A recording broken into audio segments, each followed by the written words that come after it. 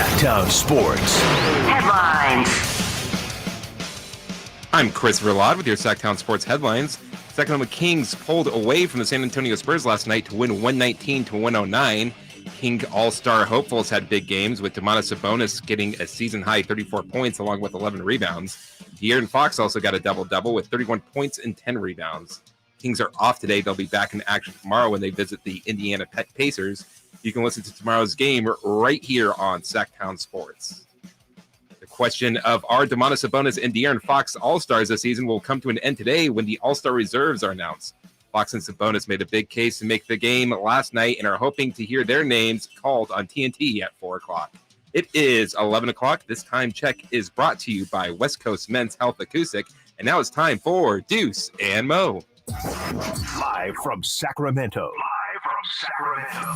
It's Deuce and Mo. on Sactown Sports. We are live!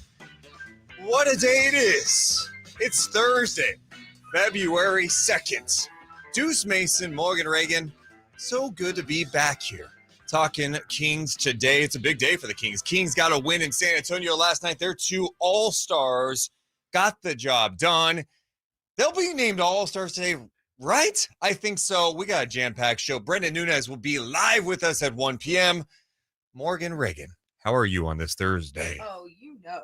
Oh, you already know.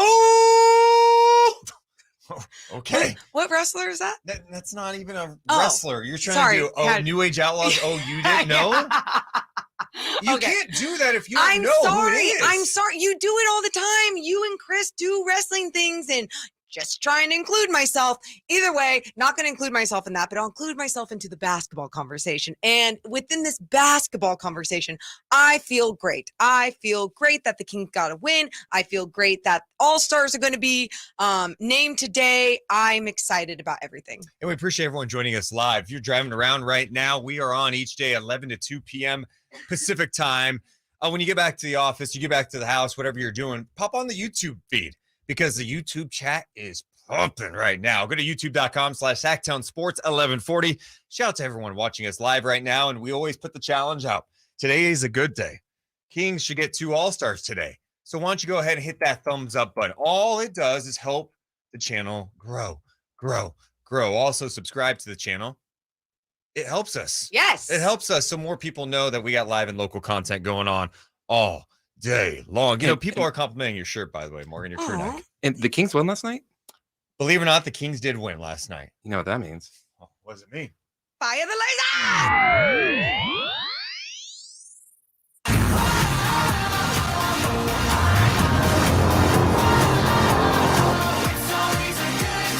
Yes! Kings win in San Antonio 119-109. 50 games into the season. They're 29-21. Morgan, I feel underdressed right now. Oh, okay. Oh, I have a feeling I already know what this bit might be. Wow. This is the bit. It happened last night, and it's here again. When you have a night like tonight, so at 4 p.m., we're going to hear about All-Stars. We're going to be talking about the Kings win. You got to dress for the occasion, Morgan. Occasion. You got to wear a little designer jackets. Yeah, who's the designer again? I asked you this. Giorgio Giorino. Chris loves Giorgio Giorgino. Giorgio Giorgino. Dude, I'm not going to lie. It kind of looks cool with the King shirt underneath. You know how people could look really Homerish and really not cool? I look cool. You look really cool. Shouldn't be surprised by that. I'm a little surprised. All They right. can need a top hat. This is like That'd when be we were great. saying if like what your position would be in the circus and you would be the ringleader. Yes. That would be perfect. And a cane. A cane? Yeah. Yeah, I think that's a good idea. We can add to it. All right. Appreciate you guys joining us today. So the Kings did beat the Spurs last night in a game that, okay, they win by double digits against a team that's not very good, a team that has now lost 7 in a row, but they got the job done. And it was an interesting game because it was a game that Fox and Sabonis kind of had to carry them, and they both came out aggressive. What jumped out to you about last night's win? That's exactly it. The way that De'Aaron Fox and Domantas Sabonis said, hey, get on my back. let's go. Let's win this game. You saw the way that Domas was just super dominant in the paint. You look at points in the paint for the entire Sacramento Kings squad, 74 points in the paint. Obviously, Domas, majority of those points with the way that he was just going at guys, understanding that he could feast in the paint. I thought that was one of the smartest things that they did. They capitalized on the weaknesses of the Spurs, where I feel like at times you see them want to execute these game plans with teams like this, and they don't. They executed on that side of the ball. I know we'll talk about the defense coming up, but right now it's about the good and what Domas and De'Aaron did. Those two guys, it's not often you see them both with 20 field goal attempts. Sabonis, a season high in field goal attempts. He was 15 of 20. He had 34 points, a season high, 11 rebounds, 4 dimes. And then Fox put up 23 shots. I love the aggressive Fox too. Like, go get yours. And I'm fine with having some balance, and the Kings still have balance. I mean, the ball still moved around. They had 25 assists. Yeah. And that was with a game, they weren't knocking down the three. So to me, the score is a little misleading because they do win by 10. I think if the Kings actually knock down some threes, they probably win very comfortably. They were just missing some shots. Keegan struggled. Kevin Huerter struggled a bit.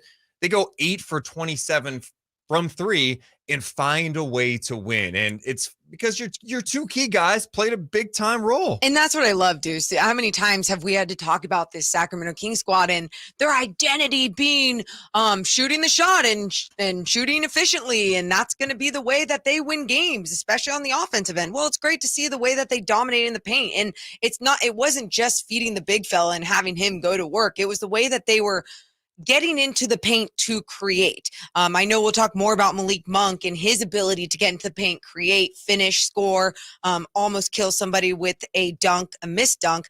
But De'Aaron Fox, the way that he gets in the paint, he does such a great job on such a different level now. I think he had this like in and out dribble in the fourth quarter off the glass. This wasn't even in the paint. This was just like a mid-range, and he gets the and one off the glass, goes to the free throw line. He didn't even shoot his first free throws until late in this game. So it wasn't like one of those weird officiating games where you're like, where's the calls? He was doing a great job of understanding the body that was in front of him and still finding a way to score around it or through it or however he needed to with that defense. He's been great, man. So good. And he's been so elite in the mid-range. And teams know he's doing it. And I understand, like, hey, give up the mid-range. If you're giving up a mid-range to De'Aaron Fox, you're doing it wrong because he loves it. And he's going to knock that shot down. He's going to do it efficiently. And he can hit it. Even if you got a bigger guy on him, he can knock that down over him. And so it's been fun to see his development in that regard. His offense is, I just feel like he's never been a more complete player than he is this year in the NBA. And I know we all wanted it to come earlier, but here we are in year 6, and I think he's on the cusp of being named a Western Conference All-Star.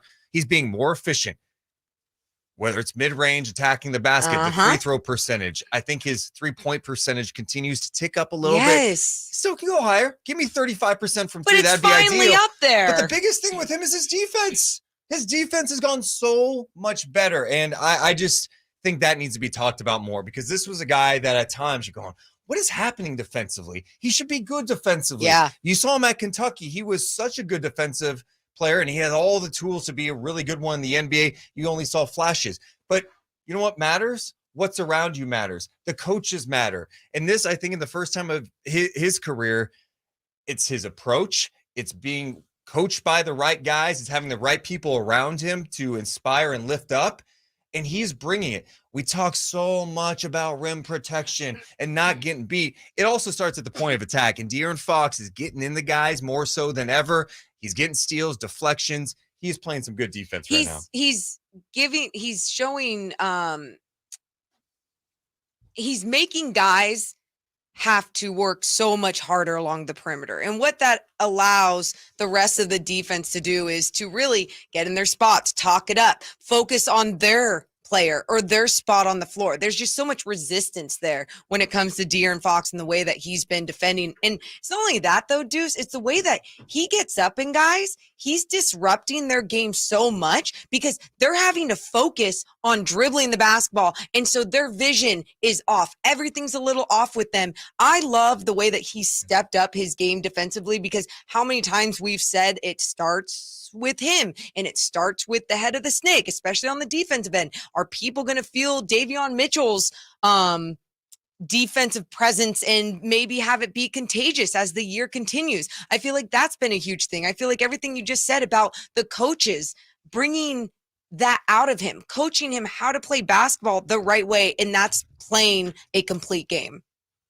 I think Brown's challenged him too. Like, Absolutely. hey, you got to be better. If we are going to reach the levels that we can reach as a team, and you can play at the level that we all think you can, we're going to have great success. And when the results back that up, it's like, hey, Fox, you're playing better defense. You're getting your spots offensively. Look, the Kings are the number 3 seed in the Western Conference. They're 28-21 or 29-21 now. So it's one thing for a coach to be like, hey, do this, and it's going to have success.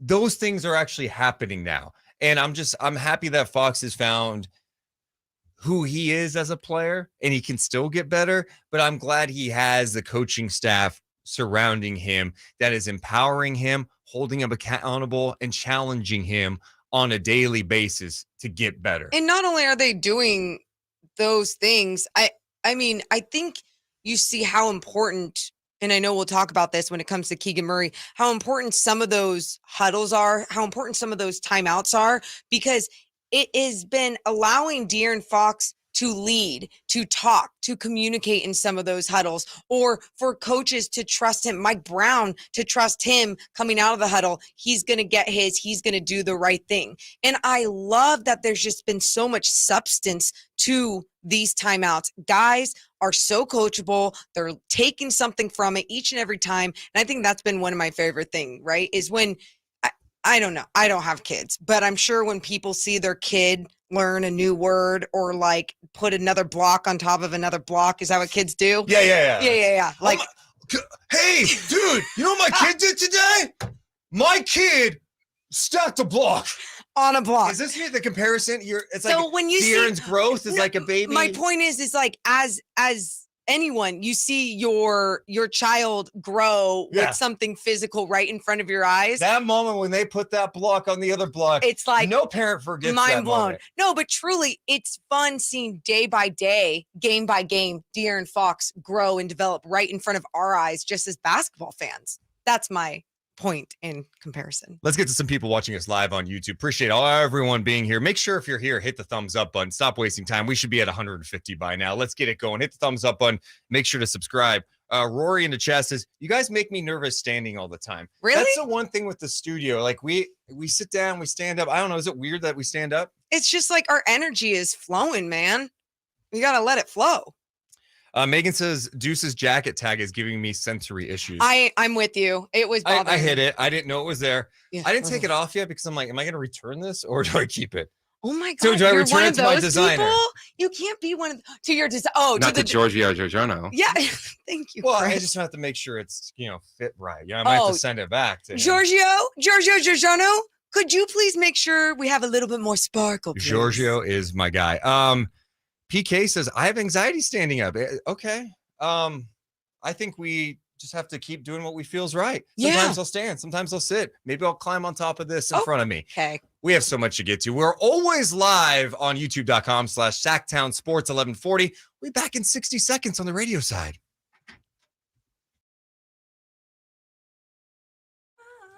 See, I sit sometimes. During breaks. Jeremiah says switch spots, please. Okay. No, he needs some of those buttons. I think I have some bad news. Oh no. What? The camera is keeps trying to focus On today, and I think it might be because of the jacket. Oh, is it like autofocus? Yeah. It's totally messed up. Yeah, it's like every once in a while it gets blurry and then it refocuses. Keep it on. This is great. I think it looks Good good stuff. right now. Well, Hey, right I now think it it looks does. great. But Giorgio Giorgiano could have put less sparkles on there. Don't even Maybe go there's at not even Giorgio. enough. Oh my God. Brad says this jacket has to go. Yeah, again, there's certain things that people can pull off. I'm one of those unique people. You could put a lot on me. That's why so many stylists and designers like working with me in this regard. Who else? Yeah, what other design? I don't need to give up all my personal information and my. It's not because they would want the shout out. So please, I can't believe you're not even naming like just a normal designer.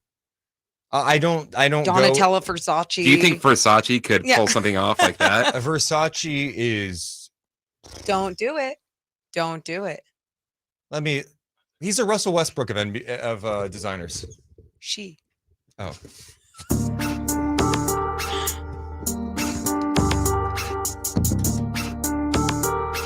Fox, high screen and roll with Barnes. On Sactown Sports. Fox, high screen and roll with Barnes. Barnes pops to the right side, takes the feed, looks left, drives it right, goes to the rim with a two-hand flush. Off the dribble, Harrison Barnes. Jemezi Metu up, flapping his arms to the Black Falcon. God,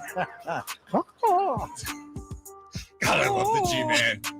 The G-Man, Gary Gerould, having some fun this year. Think about G-Man for a second. Yeah. I'll talk about the misery of Kings basketball over the years. Some of you guys out there listening, maybe you've been along for the ride for 10 years, maybe 20. Maybe you have great memories of the whole thing, but there is not one person in Sacramento who has had to deal with the Kings as closely and watch every single loss. We're talking about when they had like 1 road losses in a row at one point, losing games by 60 points.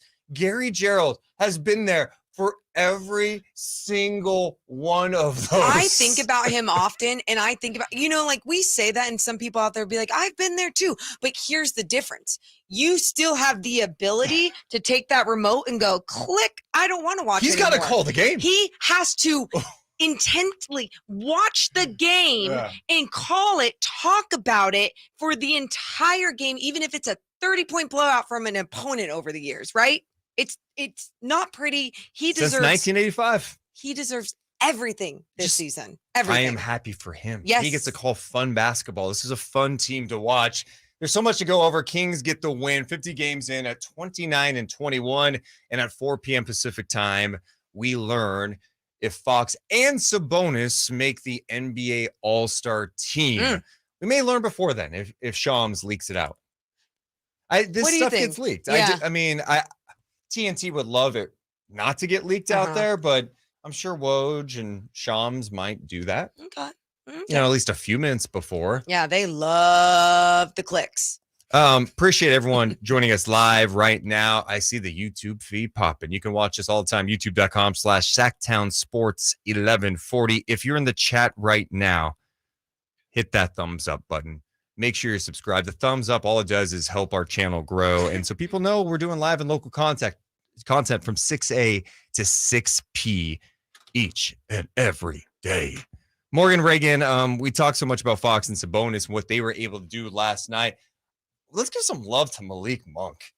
This guy has been in a funk at times this year. He hasn't shot the ball well from three like we all thought he would. He was such an efficient three-point shooter last year in LA. His final year in Charlotte was pretty good too. This year, not so much, but I feel like he just brings a little fun to the team. He has a great spirit about him. Yep. And even when he's missing his shots, you're like, I think you're still having an impact. It's chaotic sometimes. It's a little crazy with some of the passes he makes, but then he makes some brilliant ones. He's some brilliant almost highlights with that dunk last night when he spun and went up, tried to yak it on Pirtle's head. That would have been one of the best dunks in a long Pirtle's head. I like it. Yeah.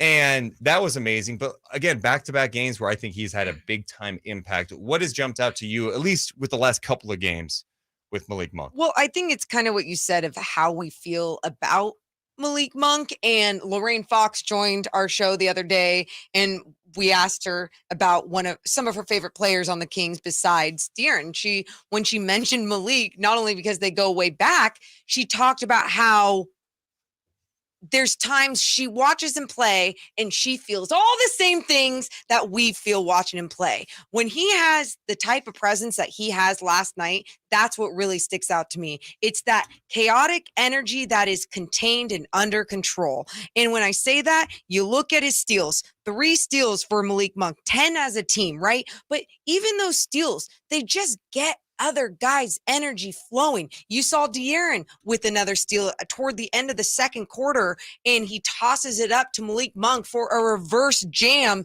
And it was just not only those two in the chemistry, it was Malik Monk's ability, his athletic ability to finish where he finishes at the rim. I think it's so special. But then when he produces with 22 points, Deuce, I mean, that's when you're just like, oh, I get how important you are to this team. And it wasn't like he was just knocking down threes last night. He had a couple, which was great. It was a great sign to see him knock down a couple threes.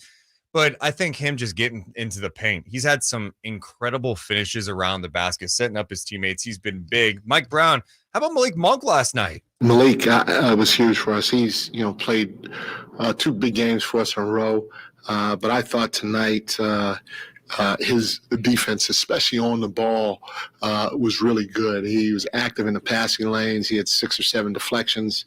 I'm not a huge steal guy, but he had 2, so I give him credit for that.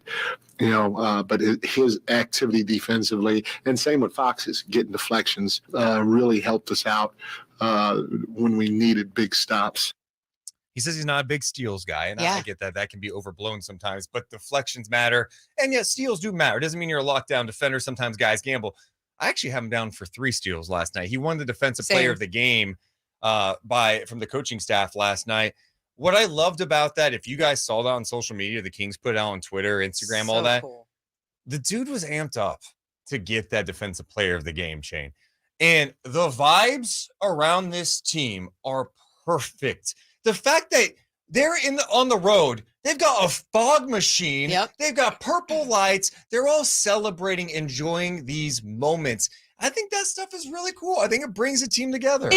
Dude, WNBA champion MVP Asia Wilson with the Las Vegas Aces just retweeted the Sacramento Kings photos of the fog machine and the lights in the locker room. And she's like, that on the road in the locker room, I like it. And it's one of those things, as a player, as a teammate, you can understand and appreciate what that can do, especially when times are difficult. You're on the road, you're away from home, away from your people, always feeling like your teammates are your people, even when you're not having the best game, even when you're not getting into the game.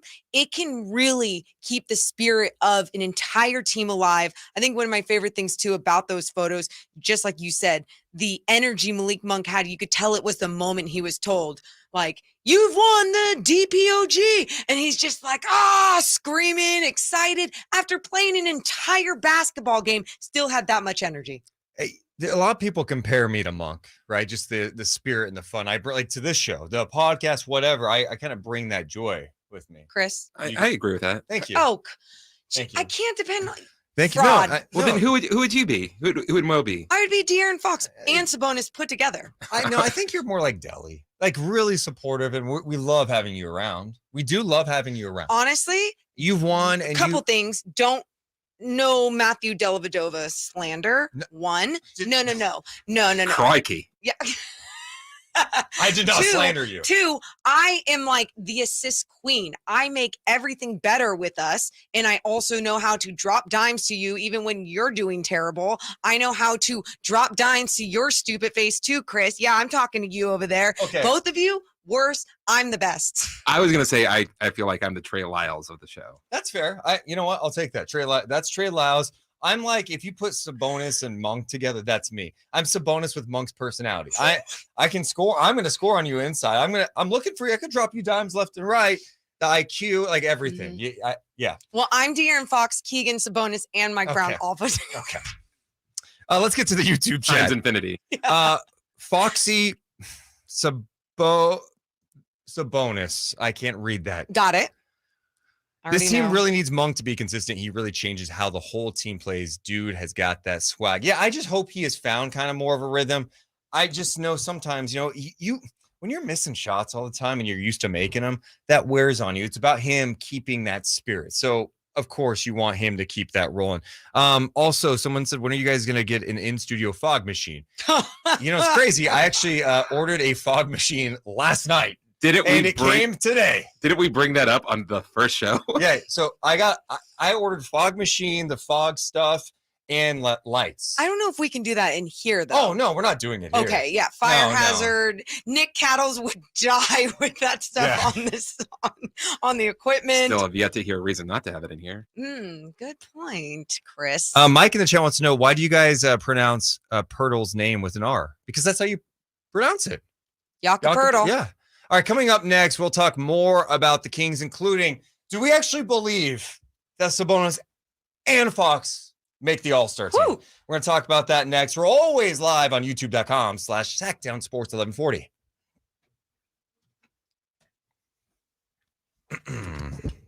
All right, let's read some of these. Okay, we have 322 people watching live right now. You guys are amazing. No, amazing. You know what's not amazing? What? The thumbs up. It's 102.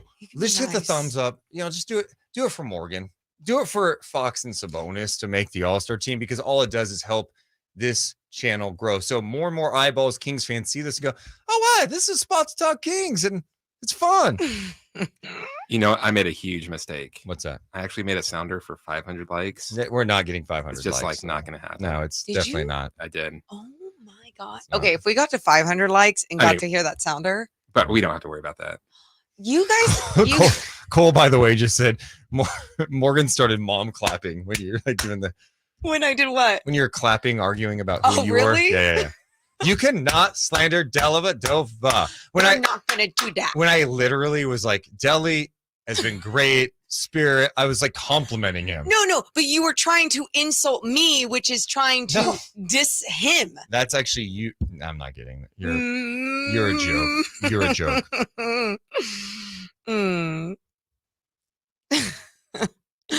Morgan's gonna have to talk more trash to get up to 500 likes. Michael says, I'm the herder of the YouTube comments, flashy and dropping bombs from deep. Herder's been in a little mini funk the last couple of games. What's going on, man? I know. 82 game season, I guess. No, it's true, but it's tough to see when he was so efficient to start this season and so impactful. Hell yeah. Good. Hey, good response when we call you out. Up to 153 thumbs up. That's awesome. I Appreciate love you it. guys. Leandro says, damn, if y'all making comparisons, then I'm the Ray McCallum in Summer League. Okay. Summer League. Didn't he win the Summer League MVP Uh-huh. that year? Yeah. Oh yeah, they were the champs that Hey, year. Come on now. By the way, Ray McCallum's still balling.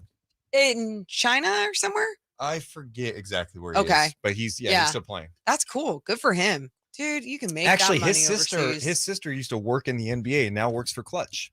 Oh, that's really cool. Basketball family. Yeah.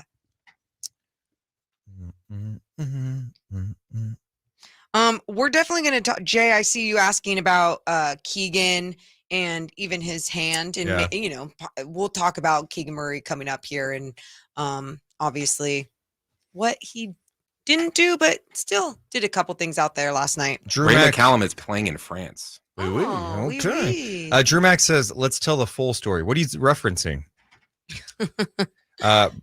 Brooke says, Brick is the Davion of YouTube flex. Okay. I love our community. J-Rock, can I get a hell yeah? Hell yeah. That's NBA championship deli to you, by the way. Yeah. Yeah, someone was like, he's got a ring. And I'm like, great point. Great point. Foxy is looking up fog machines on Amazon, saying that there's LED changing lights for only $45. I already have everything I need. Oh. I have a fog machine that has lights, and I got strobe lights. Oh my God. Just trying to mix. I mean, we got to match the energy of this team. It's fun right now. It is We're not true. going to be having a fog machine with lights forever. That's At a some good point. this is what I keep saying. Enjoy it. The come up is the Mhm. most special part of everything, because next year, like, let's just say the Kings win 45 games this year and get in the first round and maybe Sactown Sports. Headlines. I'm Christopher Laud with your Sactown Sports headlines. Sacramento Kings pulled away from the San Antonio Spurs last night to win 119-109. Kings all-star hopefuls had big games, with Domantas Sabonis getting a season-high 34 points along with 11 rebounds. De'Aaron Fox also got a double-double. He had 31 points and 10 assists. Kings are off today. They'll be back in action tomorrow when they visit the Indiana Pacers. You can listen to the game right here on Sactown Sports. The question of our Domantas Sabonis and De'Aaron Fox All-Stars this season will come to an end today when the All-Star reserves are announced. Fox and Sabonis made big cases to make the game last night and are hoping to hear their names called on TNT at 4 o'clock. And now more of the Deuce in motion. I shouldn't say that. More of Deuce and Mo.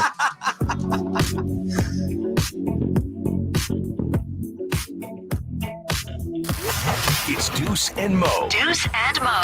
Sactown Sports. Hurdle has the ball knocked out of his hands. Here's another steal. Tipped ahead. Barnes to Fox. Sets up the alley-oop. Malik Monk, a reverse over the shoulder. Two-hand throw down. And the entire Kings bench exploded to their feet on the near sideline. 49-37. Defense turning into offense. 3 consecutive possessions. Question, Morgan Reagan. I'm ready for it. What was the better highlight in last night's Kings win? Was it that play we just witnessed, the Fox oop, the reverse jam by Monk, or was it Malik Monk's missed dunk? It was that one because it added 2 points to the scoreboard. It's crazy that a missed dunk, I could watch that so many times because it was that nice of like the spin and the fact that he was able to rise up, bring the ball back.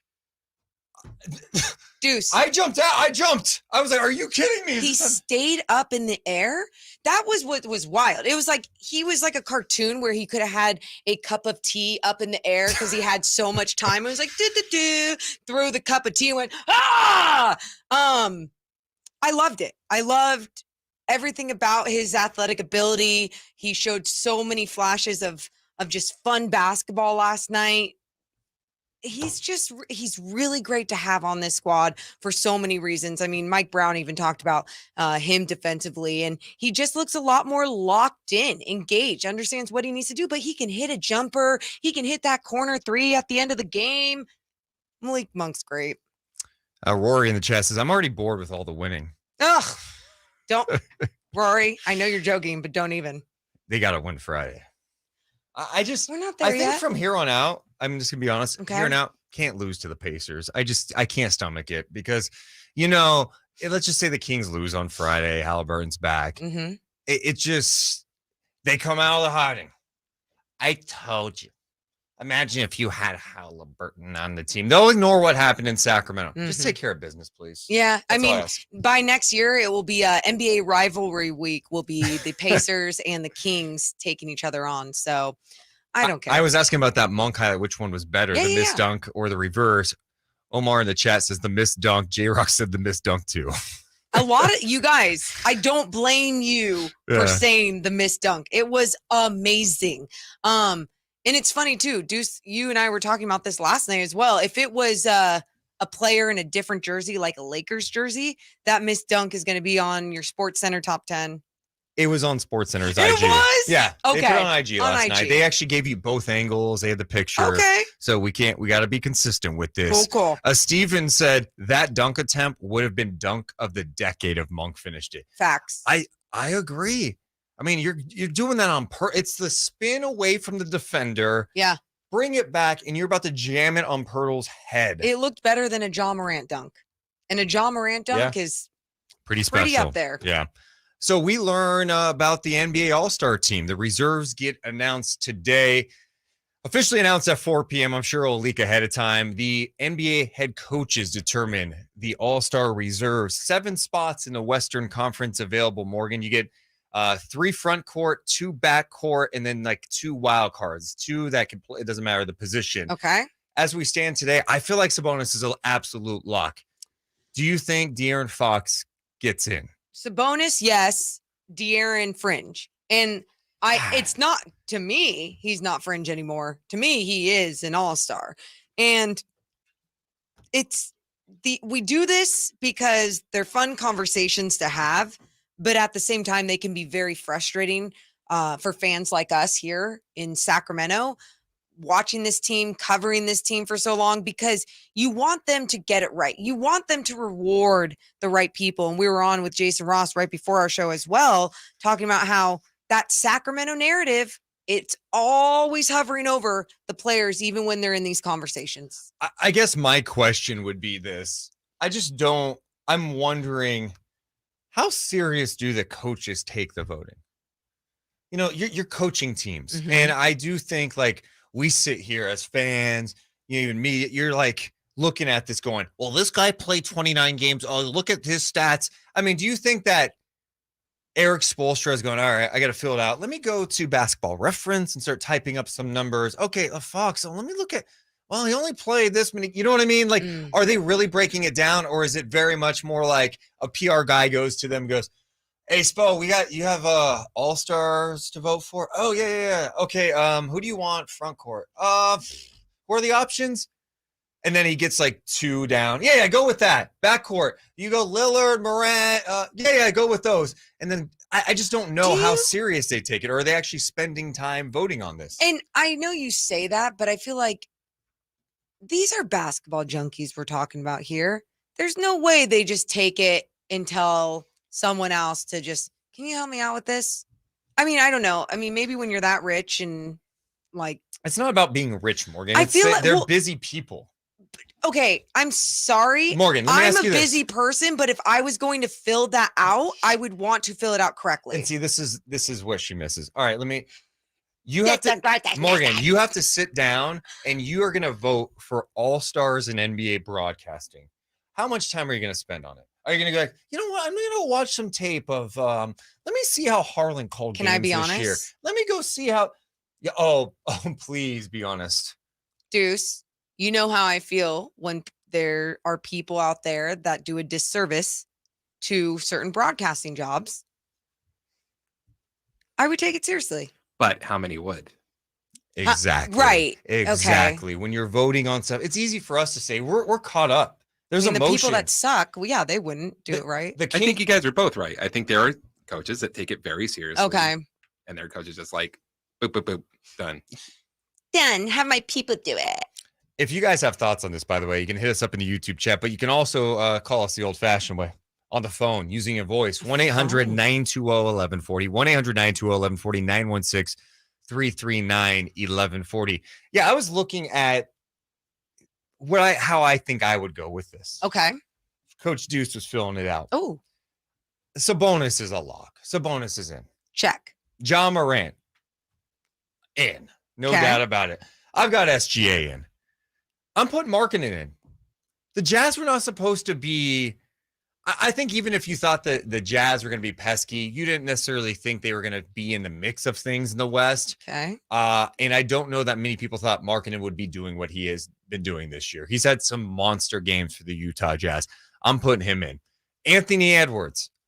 Watch him on a nightly basis. Watch what he has done since Cat's been out. Watch how that team's kind of finding ways to win. He's amazing. He's been awesome. He's in. I got Fox in, and I put Dame in. And that leaves out guys for me.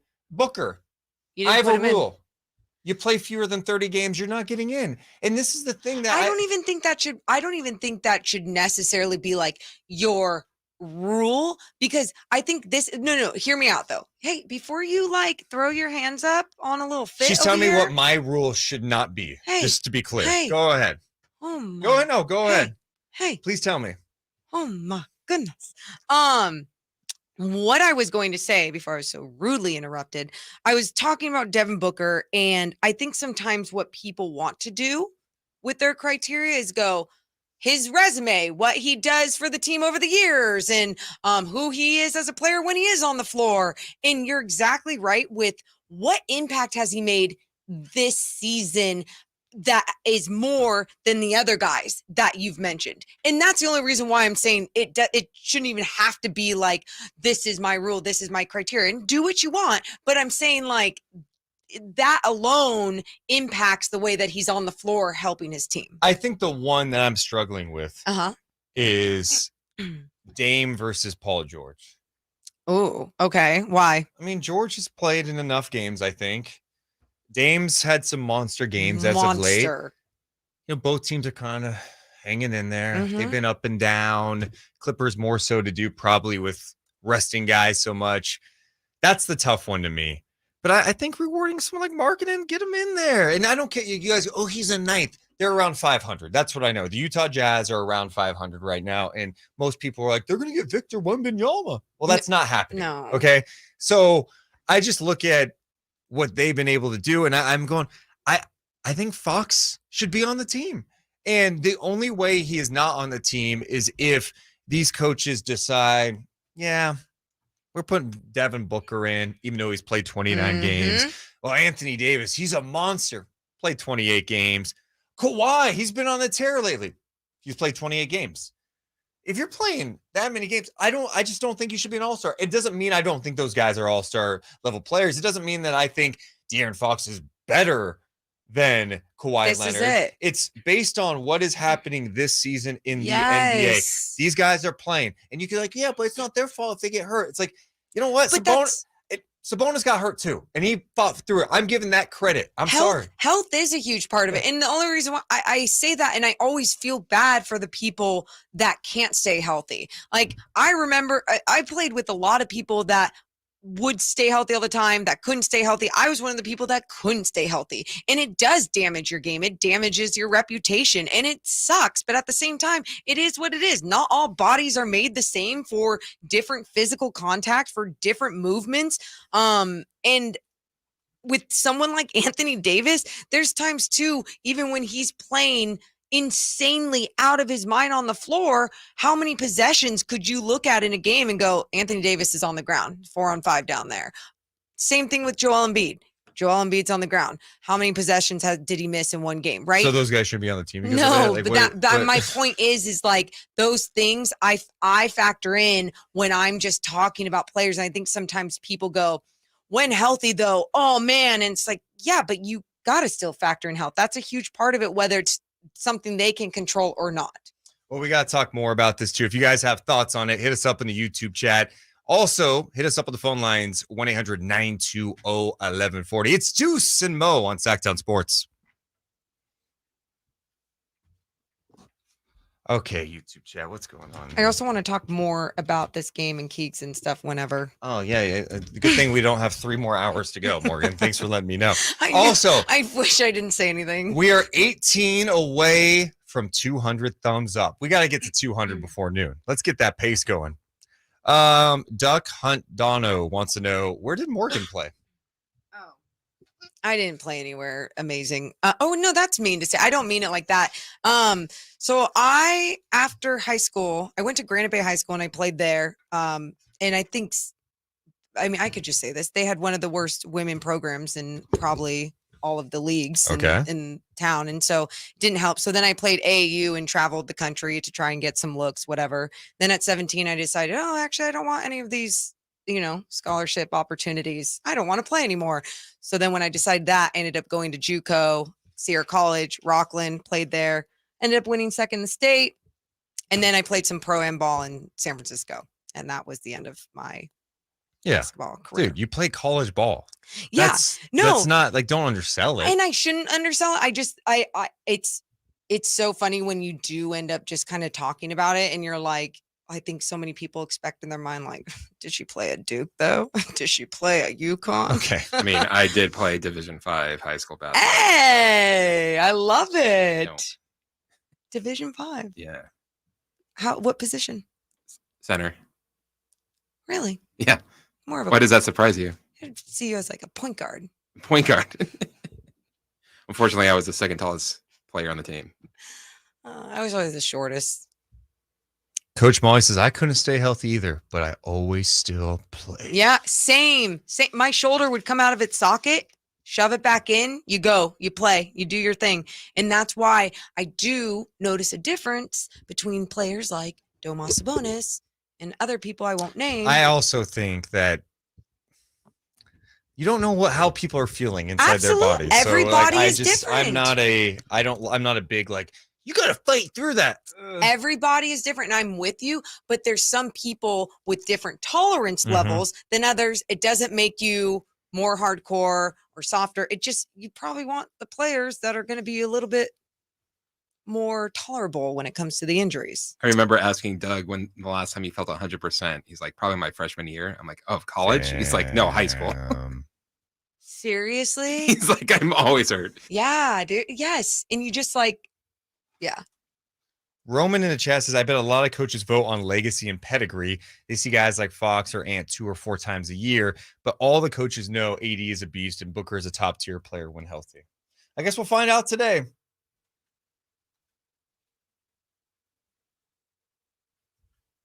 You see the likes? We hit 200. What a moment. Dang, Coach Molly. You know what? I think today you can go to 300. I think today could be a 300 day if you guys bring it. We got to keep the momentum rolling. This is a big day.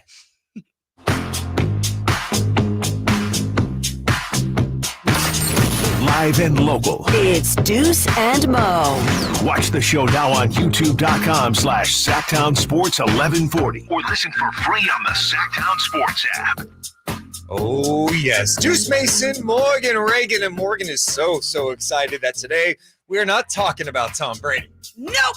She was over it. As when the retirement thing came out yesterday, she was over it. Oh, I gave him some love. No, it was great. I was kind of over it too. I think the majority of people were over it. Yeah. Before we get back to talking about the Kings in a second, I just need to, you have not heard this. This is from the NFL Network. This might be one of the most outrageous things, and I'm not underselling this, you guys. Not at all. This might be one of the most outrageous things you will hear when it comes to Tom Brady. This was from the NFL Network yesterday. This is a huge moment, not just for Tom Brady, not just for the NFL, but like for all of us. You know, look, people remember where they were when JFK was assassinated. Remember where you were with 9/11. Can I tell you something? Can I interrupt you real quick? His first start was a week after 9/11. That's how long ago he's been playing. I came out the same year as him, 2000, and he's still playing. 23 years. That's a long time. But I'm going to remember this. Like, I'm going to remember who I'm with. Kyle's going to remember he was in Vegas. You're going to remember where you were when Tom Brady announced his official retirement. And it sounds like this one's for real. What? This is like the 8th time I've heard it. I still get shocked. What I love too is Peter Schrager in the background cutting him off like immediately. Once he dropped the JFK, I think Schrager said, I gotta jump in here. I don't know where this guy's going. Listen to how fast he jumps in. This is a huge moment, not just for Tom Brady, not just for the NFL, but like for all of us. You know, look, people remember where they were when JFK was assassinated. Remember where you were with 9/11. Can I tell you something? Can I interrupt you real quick? Can I interrupt you? I gotta stop this. What? What? This is now, okay. If Tom Brady played 7 years in the NFL and they won a Super Bowl and just abruptly retired at the top of his game, you might remember where you are. You might be like, oh my God, that was shocking. A guy retiring for the second time after 23 years, no one is going to remember that. I barely remember it. And it was yesterday. It was yesterday. Yeah. I already forgot.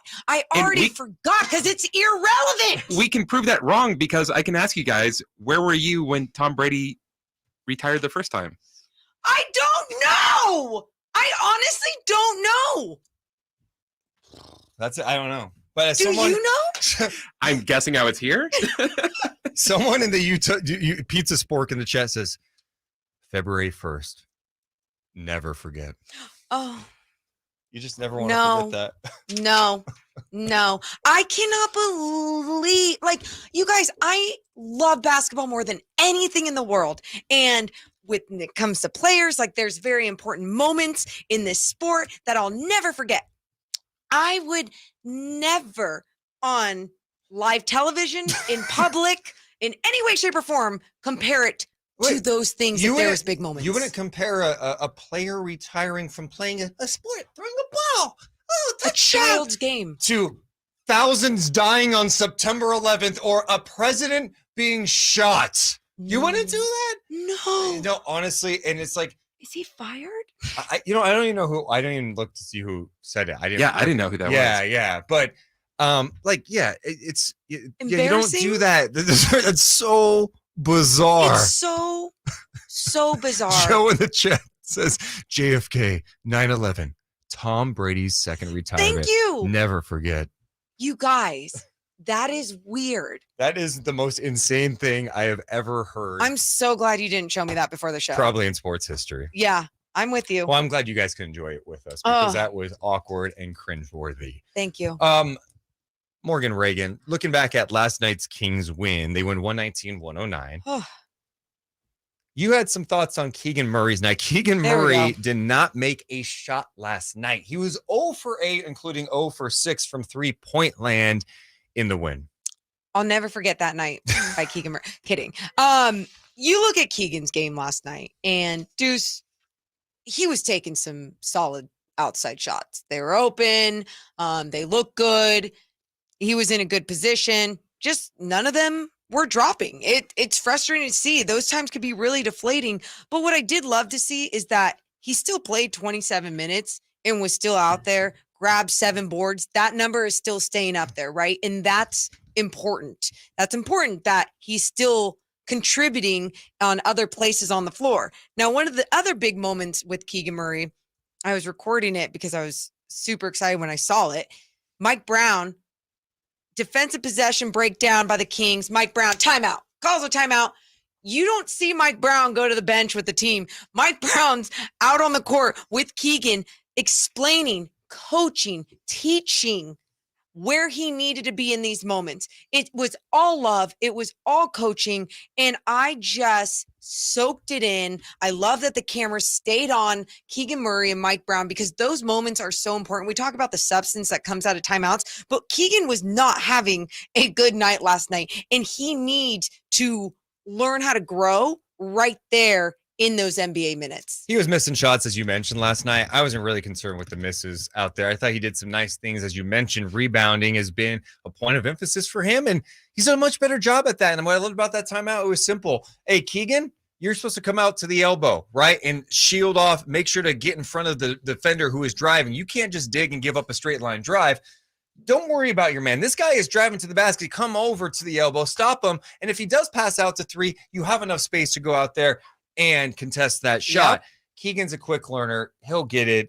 I'm with you, though. That type of coaching is great. It's not, we're yelling at you. You know, this is a rookie who's making some rookie mistakes. You got to be locked in. And I think he has really high standards for Keegan because Keegan doesn't necessarily play like a rookie all the time. So in those moments, it has to be addressed. They know how crucial he is to this team's success, especially long-term. Yes. And I also think, like, this is just the perfect spot for someone like Keegan Murray to be in. You know, like so many rookies, they're on bad teams and they're asked to do so much. They experience a lot of losing. Keegan is now in like high leverage situations where he's playing meaningful games and playing major minutes, and he's surrounded by some talent. This is huge for him to get these opportunities. How many times over the years have we seen Kings rookies come in here? I know we've already talked about and they don't develop. That's not the point. How many times do you see rookies around in any sports where they're getting coached like that, talked to like that, however, and you worry about their confidence. You worry about what it's going to do to them in the next game. This guy, mature rookie, NBA ready rookie from his body size to his mentality. And I have like all the confidence in the world that these moments with Keegan Murray, and I know it sounds a little talk about dramatic. I mean, we just experienced dramatic with the NFL Network, but a little dramatic here. But at the same time, it is true how big and important these moments are. And when we get to experience them as a fan or as a consumer, I just love it so much. Trevor in the chat on youtube.com/Sactown Sports 1140 said, I love that Keegan has the temperament to handle this season so far. Senior and foremost is we are so spoiled with Mike Brown. A year ago, Walton was forgetting the Kings had a timeout to take. Going at Walton, huh? Come on. Hey, I didn't say that's what Chatter said. Stuff, huh? That was a Chatter that said it. Can we also mention that it's not even noon yet? We're not even an hour in. And we have finally accomplished this in the YouTube chat. The streak rolls on. We've been on since last Monday. Every single show, we have reached 200 thumbs up. Yes! 200, baby. Baby, it's a fire. Come on, make thumbs go up. Make them go up, up, up. Make those thumbs go up, up, up. Good job. We can get to 300 today. All that does is when you create the habit of going to the YouTube chat and going, I'm going to click that thumbs up. It's really easy to just click the thumbs up. This will show up on more people's pages. More people who are in the Kings basketball into the show will be able to see it. So make sure you do that each and every day and subscribe to the channel. That would be great. It really, really helps. All right, coming up next, we'll talk more Sacramento Kings. We got some fresh NBA trade deadline rumors to get to. Brenden Nunes from Kings Pulse and the Kings Beat podcast will join us at 1 p.m. Do not go anywhere. We're always live on youtube.com/Sactown Sports 1140. God, I haven't had time to really get my health in check and like work out and stuff. but standing up has helped me just like stay energized. Good. Like I'm Good. moving. Oh, we need an espresso machine for in here. That'd be great. Who do we ask? That might be very dangerous for you guys. For us? Yeah. I believe not. CJ says, I'm here for Morgan singing. Anyone else? Yeah, Aw. Morgan, your singing was a huge hit yesterday. I mean, When I was not in the room, you like busted out. Was it Little Mermaid? it or- was Tinkle Time, and Chris and I, we just Was it Little Mermaid or was it? It was Little Mermaid. Okay. Well, someone has called it now on Twitter Little Mo Maid. And they I did see that. That they was really said, funny. look at this beam. Isn't it neat? Isn't that great? How's it go though? If you were to sing that version of the Wouldn't song? you say my arena's complete? Wouldn't you say I'm a coach with that has everything? Think we might have to put this on paper. Yeah. There's something there. I've got There's definitely Sabonis something there. De'Aaron of plenty. I've got rebounds and defense galore. You Defense. want? No, I know. I don't know what else. But I want more. I want to be where the playoffs are. Oh, please. I want to see them playing, walking around Scoring those, what do you call them? hoops, up where they score, up where they win. I don't know. We'll have to think of something. I've said this about Tomatoes Morgan. again? You got one tomatoes. I honestly think you have the talent to legitimately be a good singer. I think you are a good singer. Yes. You are. She's a good singer. If Chris is saying that now, I kind of believe it. And just imagine if you had a little training. Dude, You know, well, you could. if You need to start making up songs for the show, like some King songs. I did Benny and the Jet. I turned and on the you're effing really Jets. good too. Yeah, but mine's more about stage presence and energy, right? Yours is like you have legitimate talent. I can't sing. I think you're really nice. I think I would need a real singing coach because, like, I don't know. I took musical theater, but I'm not like a singer. Like they always had me in the background, you know? They were like, "Oh, that's cute. Get in the back." Seriously. Yeah. What's your? If you had to sing another song besides Little Mermaid, what would be like your go-to? Chris, what would be my go-to? Chris and I used to do this stuff all together all the time. You had the P song for a while. That's the one I remembered. The P one? Yeah, I'd come in, you're like, I gotta pee. I want ones that like show your vocal range, not just like awkward. I gotta pee. I gotta pee. That's 100% what it was. Doesn't everyone sing when they gotta pee? No? Anybody? Hey. Yeah, I would say like a Lady Gaga song, but those are like hard. But I could make up. Oh, I did that NBA song to the Lady Gaga. You had that one you had that one about the Spurs or Popovich. Oh, it was the Spurs. It was because They Greg were Popovich resting players. and he got fined. Yeah. How'd it And go? to- How'd and it go?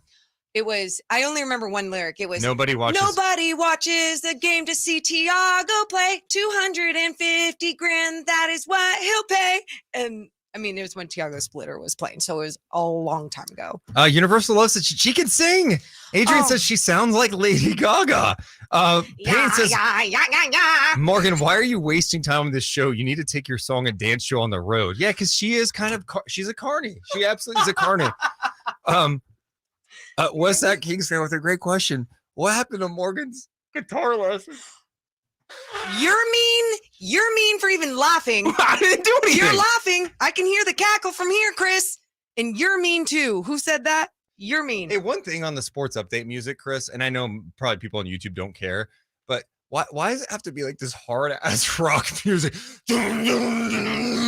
We're 5 seconds away from here. Okay, yeah. Listen, we need suggestions from the YouTube feed. Yeah. Sactown Sports. Headlines. I'm Christopher Laud with your Sactown Sports headlines. Sacramento Kings pulled away from the San Antonio Spurs last night to win 119-109. The Kings all-star hopefuls had a big game with Sabonis getting a season-high 34 points along with 11 rebounds. De'Aaron Fox also got a double-double with 31 points and 10 assists. Kings are off today. They'll be back in action tomorrow when they visit the Indiana Spurs. You can listen to tomorrow's game. Indiana Spurs. Where did he get the Spurs from? Indiana Pacers. You can listen to tomorrow's game right here on Sactown Sports. The question of our Domantas Sabonis and De'Aaron Fox All-Stars this season will come to an end today when the All-Star reserves are announced. Fox and Sabonis made a big case to make the game last night and are hoping to hear their names called on TNT at 4 o'clock. It is 12 o'clock. This time check is brought to you by West Coast Men's Health Acoustic Wave Therapy. And now more of Deuce and Mo.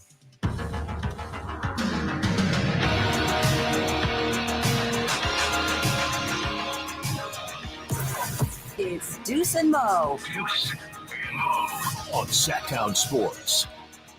Oh, yes, we are live on what could be a really fun day for the Sacramento Kings. We know they're getting one All-Star coming up. Are they going to get two today? Kings coming off a win, and they're getting ready to continue the road trip Friday nights in a big game against Tyrese Halliburton and the Indiana Pacers. Sabonis playing his first game in Indiana since the trade. That's going to be a lot of fun. I'm Deuce Mason. That is Morgan Reagan. We're on each and every day from 11 to 2 p.m. Pacific time. Appreciate everyone watching us live on youtube.com/Sactown Sports 1140. Also, those listening on the Sactown Sports app and 1140 a.m. Morgan Reagan. Yes. It should be fun. It's crazy to think about, like, do we care more about All-Stars than any other city? Yes. Okay. And for good reason. Yeah, it's not. It would be the Kings' first All-Star since the 2016-17 season when DeMarcus Cousins made the team. And it's not like the Kings have had a history full of All-Stars over the years. In fact, we can name them pretty fast. Name them. Mitch Richmond. Okay. Chris Webber. Okay. Peja Stojakovic. Mm-hmm. Brad Miller. Okay. That's a lot. I mentioned Peja already? Yeah. Yeah. DeMarcus Cousins. Okay. And then maybe these two. And Vlade made a team, I believe, too, as an injury replacement. Did he not? I don't know. I thought you had this one down. I thought You I said did you too. could name them pretty You quick, know- and that you know- was You know why? You know why? Because in the middle of naming them, Yeah. I realized I said, I think Vlade made the team. And I didn't have it written down. My point is they have not had a lot of them. And this year they could have Two. two. Hey, Mike Sweet. Brown, what do you think about Fox and Sabonis? I hope so. I go, like I said earlier, you think people would take in consideration your record. And because, again, even on a bad team, somebody's got to score. And, if you have guys just scoring, then they're obviously not doing something right to help their team win. And that's why, to me, Foxy and Domas are clear-cut all-stars. But at the end of the day, it's not just my decision. I'm sure he's having no issues whatsoever. 2001. voting. 2001, Vlade made it. Yes. Yeah, Oh, so there you Vlade, go. Miller, C-Web, Peja, Mitch, and DeMarcus. That's not a lot. Not a lot of all-stars in the Kings' history. So this Kings team, I know we got a long way to go. There's still 32 games left in this Kings season, but the way it's tracking is it's a team that could be above 500. That's only happened 8 times in this organization's history, and a team that could have 2 all-stars.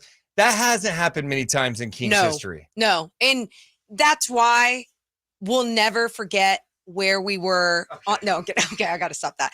But truly, it is why, as people here in this city, we get super excited. Because I know at times you and I have talked about Rookie of the Year. It doesn't really matter. Like, look at, Tyreek Evans. Like, look at these moments that teams have had, these rookies. And it shows you how players develop differently throughout their experience in their years. I think when it comes to all-stars, though, what it does to re-energize a city, and that, again, might sound a little dramatic, but truly, look what a freaking purple light has done for this city. A beam. It goes up in the sky. We all gravitate toward it, and it re-energizes all of us. I feel the same way if the Kings not only made the postseason, but having guys on their squad that are named all-stars. Truly, you're going to hear more and more about them. You're going to see kids wearing more and more of those jerseys, and that's important. Great question from the YouTube feed. What? Do Mike Brown's connections in the coaching fraternity help Fox's chances of making the all-star team? Ooh. Yeah, I mean, I think Ooh. if he is campaigning for his guys a little bit, I do feel like how great would it be if we did live in a world where like players campaigned at this time to be all-stars? Oh. Like guys who may be on the bubble. It's like Fox is going out. I'm De'Aaron Fox, and I approve this message. Yeah. They take out ads against the other, like really harsh ads. Yes. Anthony Edwards, do you really want a guy that eats that much of the hot Cheetos? He eats 21 bags a week. Is this who you want as a role model for your kids? This message paid for by De'Aaron Fox and De'Aaron Fox All-Star Candidacy 2023. Why? Or like, imagine if they had debates. Oh my God, Give you me guys. a debate. Give me a Fox going head to head with Actually, Anthony Edwards would be really good up there. Sorry to go back to Bravo stuff because I know how much you love Real Housewives and everything. You love drama. I love drama. And they do such a great job of capitalizing on all the things. It would be like the NBA having the game, right? And they go, okay, but now break apart the drama. Have a talk show and you show the other guy that tweets on the talk show and they talk some smack. And then All-Star comes around and you capitalize on that and you have these debates. You have these moments. Why can't we do all this? At the All-Star games, the players coming off the court go into this room and all of the players that were like on the fringe that didn't make it are just sitting there. Yes, they make millions. Like, you make millions to obviously play the game, but there's so much more that you could be doing for this league. Sports entertainers. Well, Mike Brown detailed why Fox's numbers show. Yeah, he's pretty much a guy that should be an all-star. De'Aaron's numbers impact winning at the highest level. You know, Foxy's, I think he's the most clutch player in the game.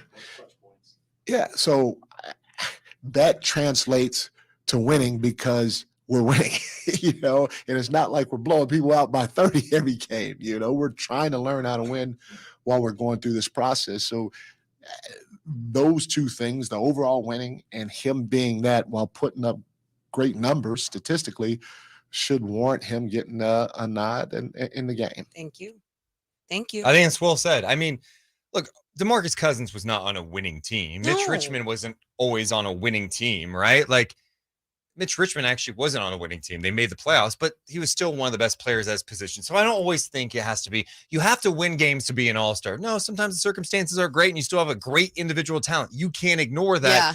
But I think when you do have a combination of, you know, winning and numbers, like Brown's saying, it's a no-brainer. This is not like a situation where it's like, oh, the Kings should definitely have 2 because they're the number 3 seed, or the Grizzlies should have 2 because they're number 2. It's like, no, these 2 players are clearly playing great basketball. Both Sabonis and Fox are playing at all NBA levels. And I think if anyone's really denying it, they're just not, they're not paying attention, That's right? it. Sabonis is playing at all NBA level. Did I say Fox is playing at all NBA level? If I said that, I didn't mean that. You meant all-star level? All-star level Yeah. with him. Fox is playing at an all. I'm not making the all-star team this year. No, I'm not at this point. There you go. You got it. Thank you. Sabonis is playing at an all NBA level. Uh-huh. Fox has been playing at a high level all year long. I think if you're not aware of that, you're just not paying close enough attention. It's that. It's definitely people not paying close enough attention. And I think it's also because of the narrative that's been around the Kings for so long, right? That people are like, I don't want to watch the Kings on a Tuesday night. Unless, how many people did you hear talking about the Kings after the game against Minnesota on Monday? Was that Monday night? Yeah, it was on Monday night, right? So you had the Kings taking on the T-Wolves, and people were watching. I saw it all over national podcasts the day after. But then you also have people who just hold their grudges. We talked a little bit about this yesterday with Nate Duncan, one of the guys that makes his list, didn't have Sabonis on there. Everyone was confused and kind of going off on him. They're like, your criteria was winning and they're winning. So what's your excuse now? Well, I told you yesterday too, that I had a little inside scoop that Nate Duncan goes way back with Domas Sabonis, tweeting out after he got his first All-Star saying, worst All-Star pick conspiracy. Perfect. Nate Duncan tweeted out, worst All-Star pick ever. And then after that, when Sabonis got his second All-Star, again, he didn't vote for him. He didn't put him on his list, and he talked some smack. So now this third time, is he going to be the ultimate heel and not give Sabonis the love that he deserves? If that's the case, there's just drama. Yeah, I feel like he doesn't like Sabonis.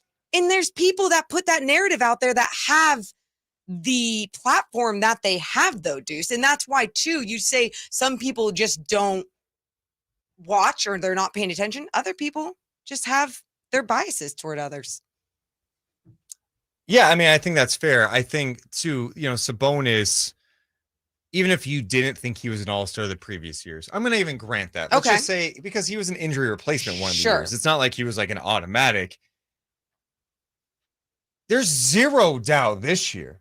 If you don't have Sabonis on your list to be an all-star, you are the casual of casual. Ooh. You aren't watching the game because he is doing it on both ends, even defensively, where he gets so much crap. Like, he's not a rim protector.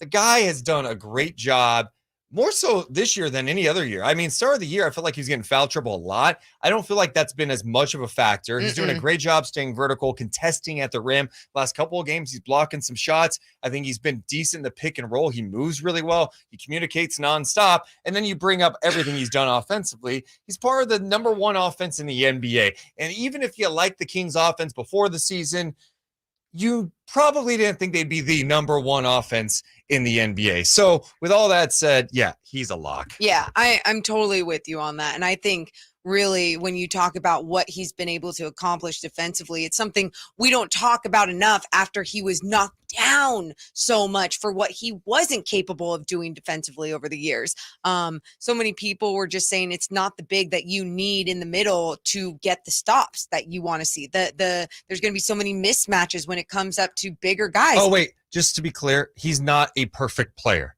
We love to nitpick players to death. We love to do. He can't do this. Oh, wait. So Sabonis can't do literally everything on the floor. I'm sorry. Yeah.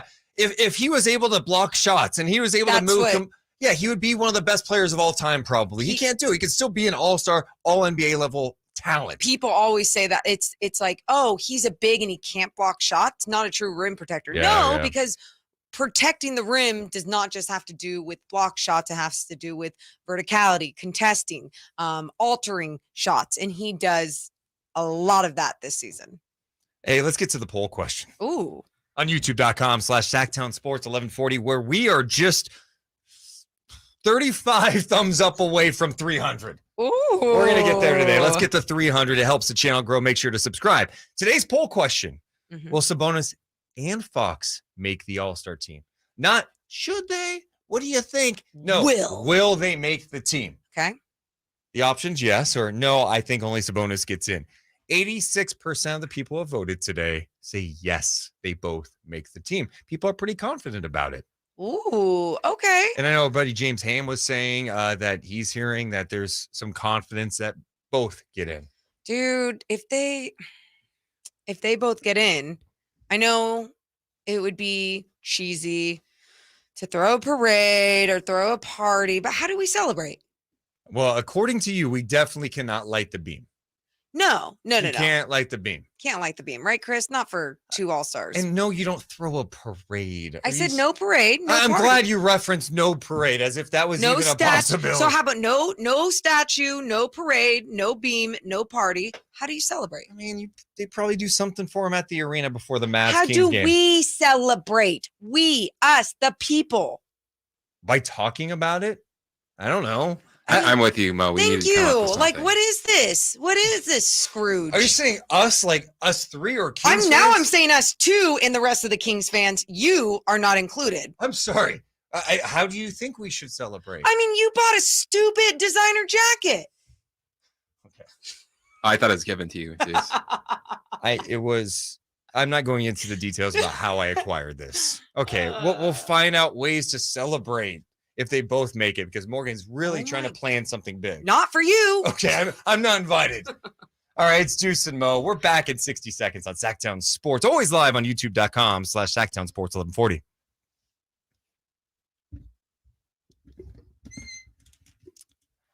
Milo says, why do you not light the beam? Another color, maybe. Why are you crapping on my celebration? I just don't know. How do we celebrate?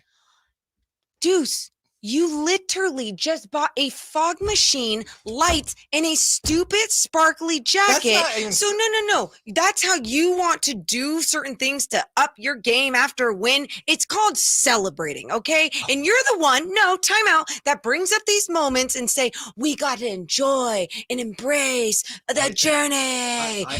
That's part of the journey. I don't have an answer. So if Chat, need help. We're not, Deuce is not invited, but how are we going to celebrate? I don't know. Maybe lights, fog machine. Maybe put on a sparkly jacket.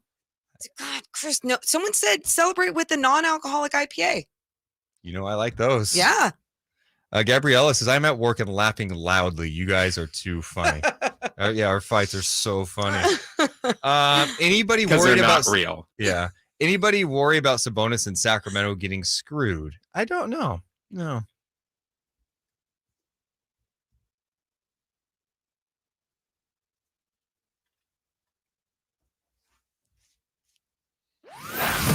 It's Deuce and Mo on your local sports leader. Sactown Sports.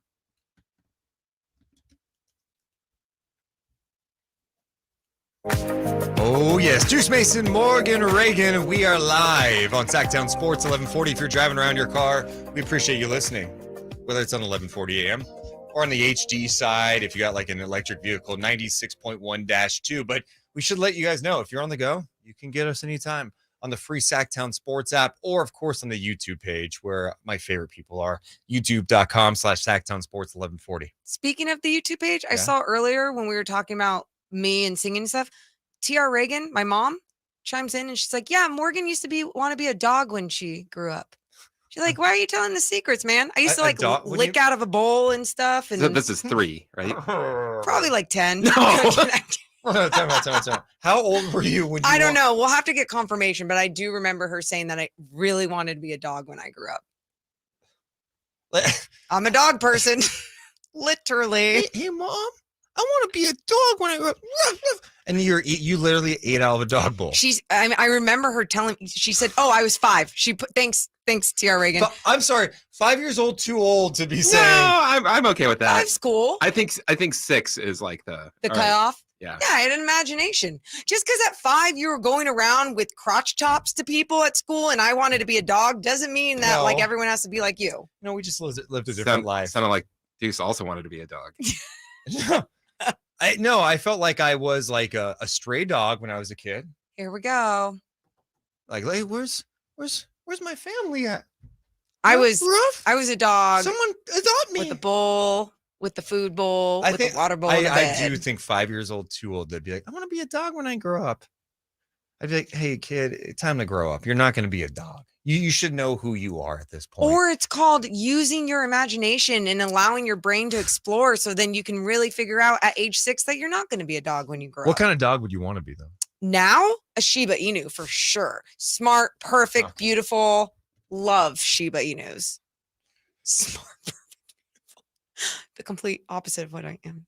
Yeah. Gabriella says, you're not alone. In preschool, my daughter was really into Sean the sheep, and she wanted to be a sheep when she grew up. Very cool. Is she a sheep now? A lot of people are these days. And Adrian says, Davion is a dog. Yeah, we got to talk about more about the Kings' win last night, but also the NBA trade deadline, Morgan, literally 1 week away. Oh, my God. 1 week away, we'll be doing our NBA huge, giant trade deadline special kicking off at 11 a.m., and we will be going over all the deals as they happen. We're going to have fireworks, literal fireworks in studio. Love it. Explosions. Good. Contained explosions. Okay. But it's going to be an event that you do not want to miss on NBA trade deadline day. But there's been so much talk about NBA trade deadline. I found this fascinating. Shout out to my guy Sean, who was in our Discord, talking about something Bob Myers was saying. It's always good to get perspective from GMs around the league. Yeah. Bob Myers was on a station in San Francisco, 95.7 The Game, and he was asked about the trade deadline and how weird things are around the NBA because of all the parity. This is probably more of what the NBA is, and you're seeing the parity. Yeah. That's what's complicating this deadline. And every team, not every team, many teams are doing what we're doing and saying, well, how good are we or not? I've talked to a lot of GMs, And I asked the question, what are you guys trying to do? Like, I don't even know what to do because I think we're good enough, but we're 500. But there's 6 teams that are basically 500. I don't know, is there 7 in the West that are roughly between two ahead or 2 behind 500? And we lose 3 in a row, we'll be the 12th seed in a week. So that's unique. That's unique. And he also mentions, like, because of that, you just have so many buyers out there. Yeah, it's different, Matt, because there's less sellers, I should say. I think the league thought more teams, whether they were trying for a certain player in the draft, would be clearly out on the playoffs at this time. That is not the case. And you can pick the teams that you thought, you two can talk, who you thought is much better than they playing much better than you thought they would. So that means there's a lot of teams saying, we might be able to make the play-in. Let's just go for it. Or, you know what? Let's see if we can and keep it as there's not a lot of teams that are making the decision that this season is lost. And so you've got a lot of teams that might be saying to each other, we want to get better. But if 12 of the 15 teams in your conference or 22 of the 30 in the league are all wanting to get better, it doesn't make for a lot of trading partners. Because usually in a trade, a team is saying, we are willingly giving you a player that will make you better, and we'll take back draft compensation or a younger player that we know won't make us better now, but might make us better later. Right. There's a lot of teams now that are trying to push forward as far as winning, and it's unbalanced. That is crazy to hear from a very candid response from an NBA general manager, Bob Myers of the Golden State Warriors, talking about the approach at the trade deadline. It's what we've kind of talked about. It's like, dude, you have so many teams in the mix. Yeah. And I know so many people want to see trades because we're all obsessed with rumors. We love trade rumors. We love big deals. My God. And it's fun to talk about. It's fun to dream about, like, oh, could the Kings pull off this? How they tinker with this? The reality of the situation is the league is in a weird spot. And these other teams who are selling, the few teams who are like, oh, you want Plumlee? Okay. You want him? 2 first-round picks. Up. You want Caruso? Okay, Wiseman in a pick. You know, like, it's the asking prices out there are pretty dramatic. It's kind of like buying a home in Sacramento, like, I don't know, a year and a half ago. Yes. Where it's just like, oh, good luck. Everything's expensive. Here's a 700 square foot studio, $720,000. And you're like, I'm glad things have gotten a lot better. Yeah, it's gone so much better, as you know, lately. I mean, they dropped dropped to like $695. It's totally different now. So I think that is definitely something that we have to be realistic about going into the trade deadline. That's what, even more so when I look at the Kings situation, it's like, hey, like, if you don't make a deal, it's all right. Like, don't go crazy and overpay for something that's not going to give you exactly what you need and fix all of your issues. Don't mortgage things that it doesn't make sense to mortgage, especially when you do have an open roster spot where maybe you can look to fill that too on the buyout market. Yep. Maybe there's a player that gets bought out that you're able to get because that player looks at what the Kings are doing going, they're winning. Mm-hmm. The vibes at the arena are awesome. Sabonis and Fox are all-stars. And this is a fun offense to be in. We've had 6 players score 30 or more this year. It looks like great vibes. You got the fog machines. You got lasers. You got the beam. Hell, let me talk to these potential buyout candidates because I will sell them on Sacramento. I think that's where you can maybe make a move there. Who are those candidates? At this point, we don't know. He loves drama. I do. There's so much drama involved in what you're saying, and I know you're going to stop me right now because we should get to this before and continue this conversation after this break. We are, but we also have to acknowledge this. The chat, my guy Cash let me know. Or was it Cash or somebody else? No, it was Mace. Mace let us know that we have hit 300 thumbs up!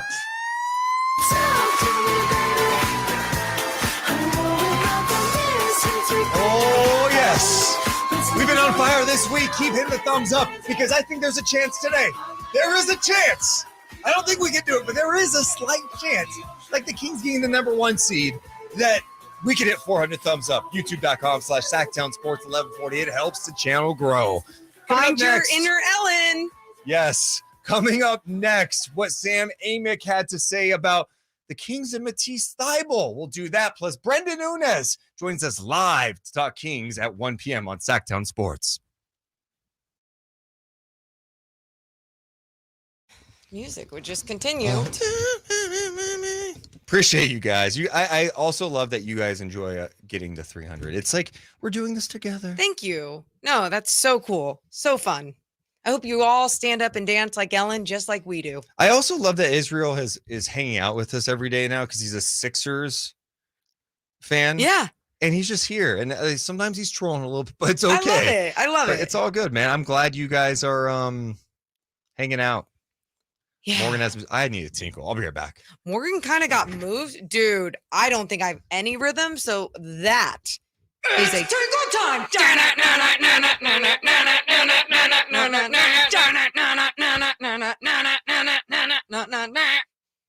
Why don't you use that as your song for when you do updates? Do that one. But truly, are we allowed to change the update songs? I don't know. Okay. That's a higher up question. I don't even know who that is. Me neither. At this time, I don't know. But yeah, hopefully, even if we can make it like cool for our show, you know? I don't know. What song are you thinking? Just like anything chill. We're chill. We're energetic, but we're chill, you know? When I think of you guys, I think chill.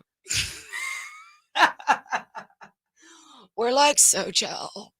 Now he's on the phone. Great. I don't need him anyway. Hey, and everyone, be nice in the chat. We're kind here in Sacramento. Come on now.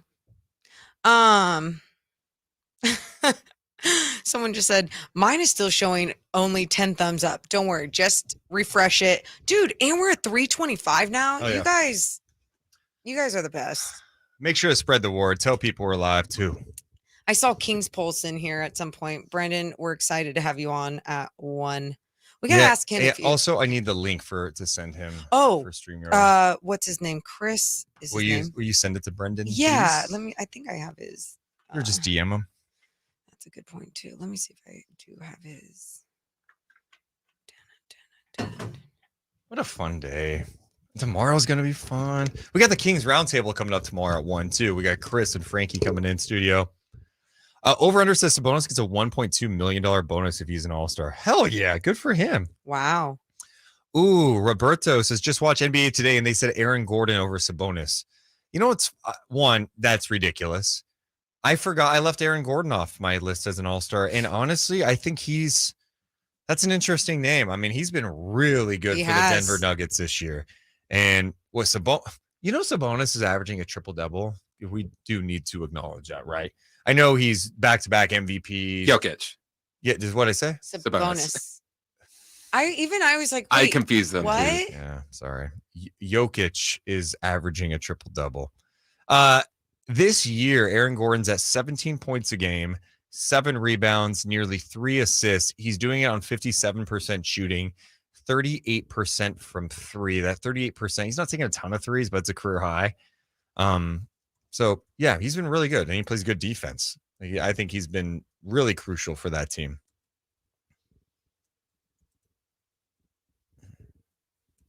But over a Sabonis? Ugh. Yeah, I'm with you on that. And obviously, you see where they are in the Western Conference, and I think if that's going to be everyone's criteria all of a sudden for that situation, okay. Yeah, I mean, there's just no, I mean, you cannot make a case of Gordon over Sabonis. That's outrageous. Are you looking at some of his numbers too? Or do you think people are just like prisoner of the moment sometimes too? Because no, it's people are prisoner of not watching the Kings. That's what it is. Sactown Sports Headlines. I'm Christopher Ladd with your Sactown Sports headlines. Sacramento Kings pulled away from the San Antonio Spurs last night to win 119-109. Kings All-Star hopefuls had big games with Domantas Sabonis getting a season-high 34 points along with 11 rebounds. De'Aaron Fox also got a double-double. He had 31 points and 10 assists. Kings are off today. They'll be back in action when they visit the Indiana Pacers. You can listen to tomorrow's game right here on Sactown Sports.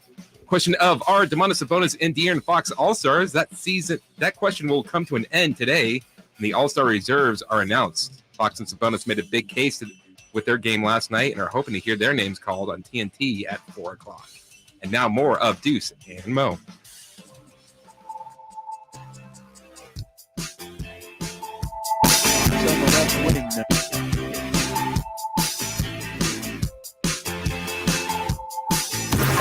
It's Deuce and Mo. Deuce and Mo on Sactown Sports. Fox on the left wing now.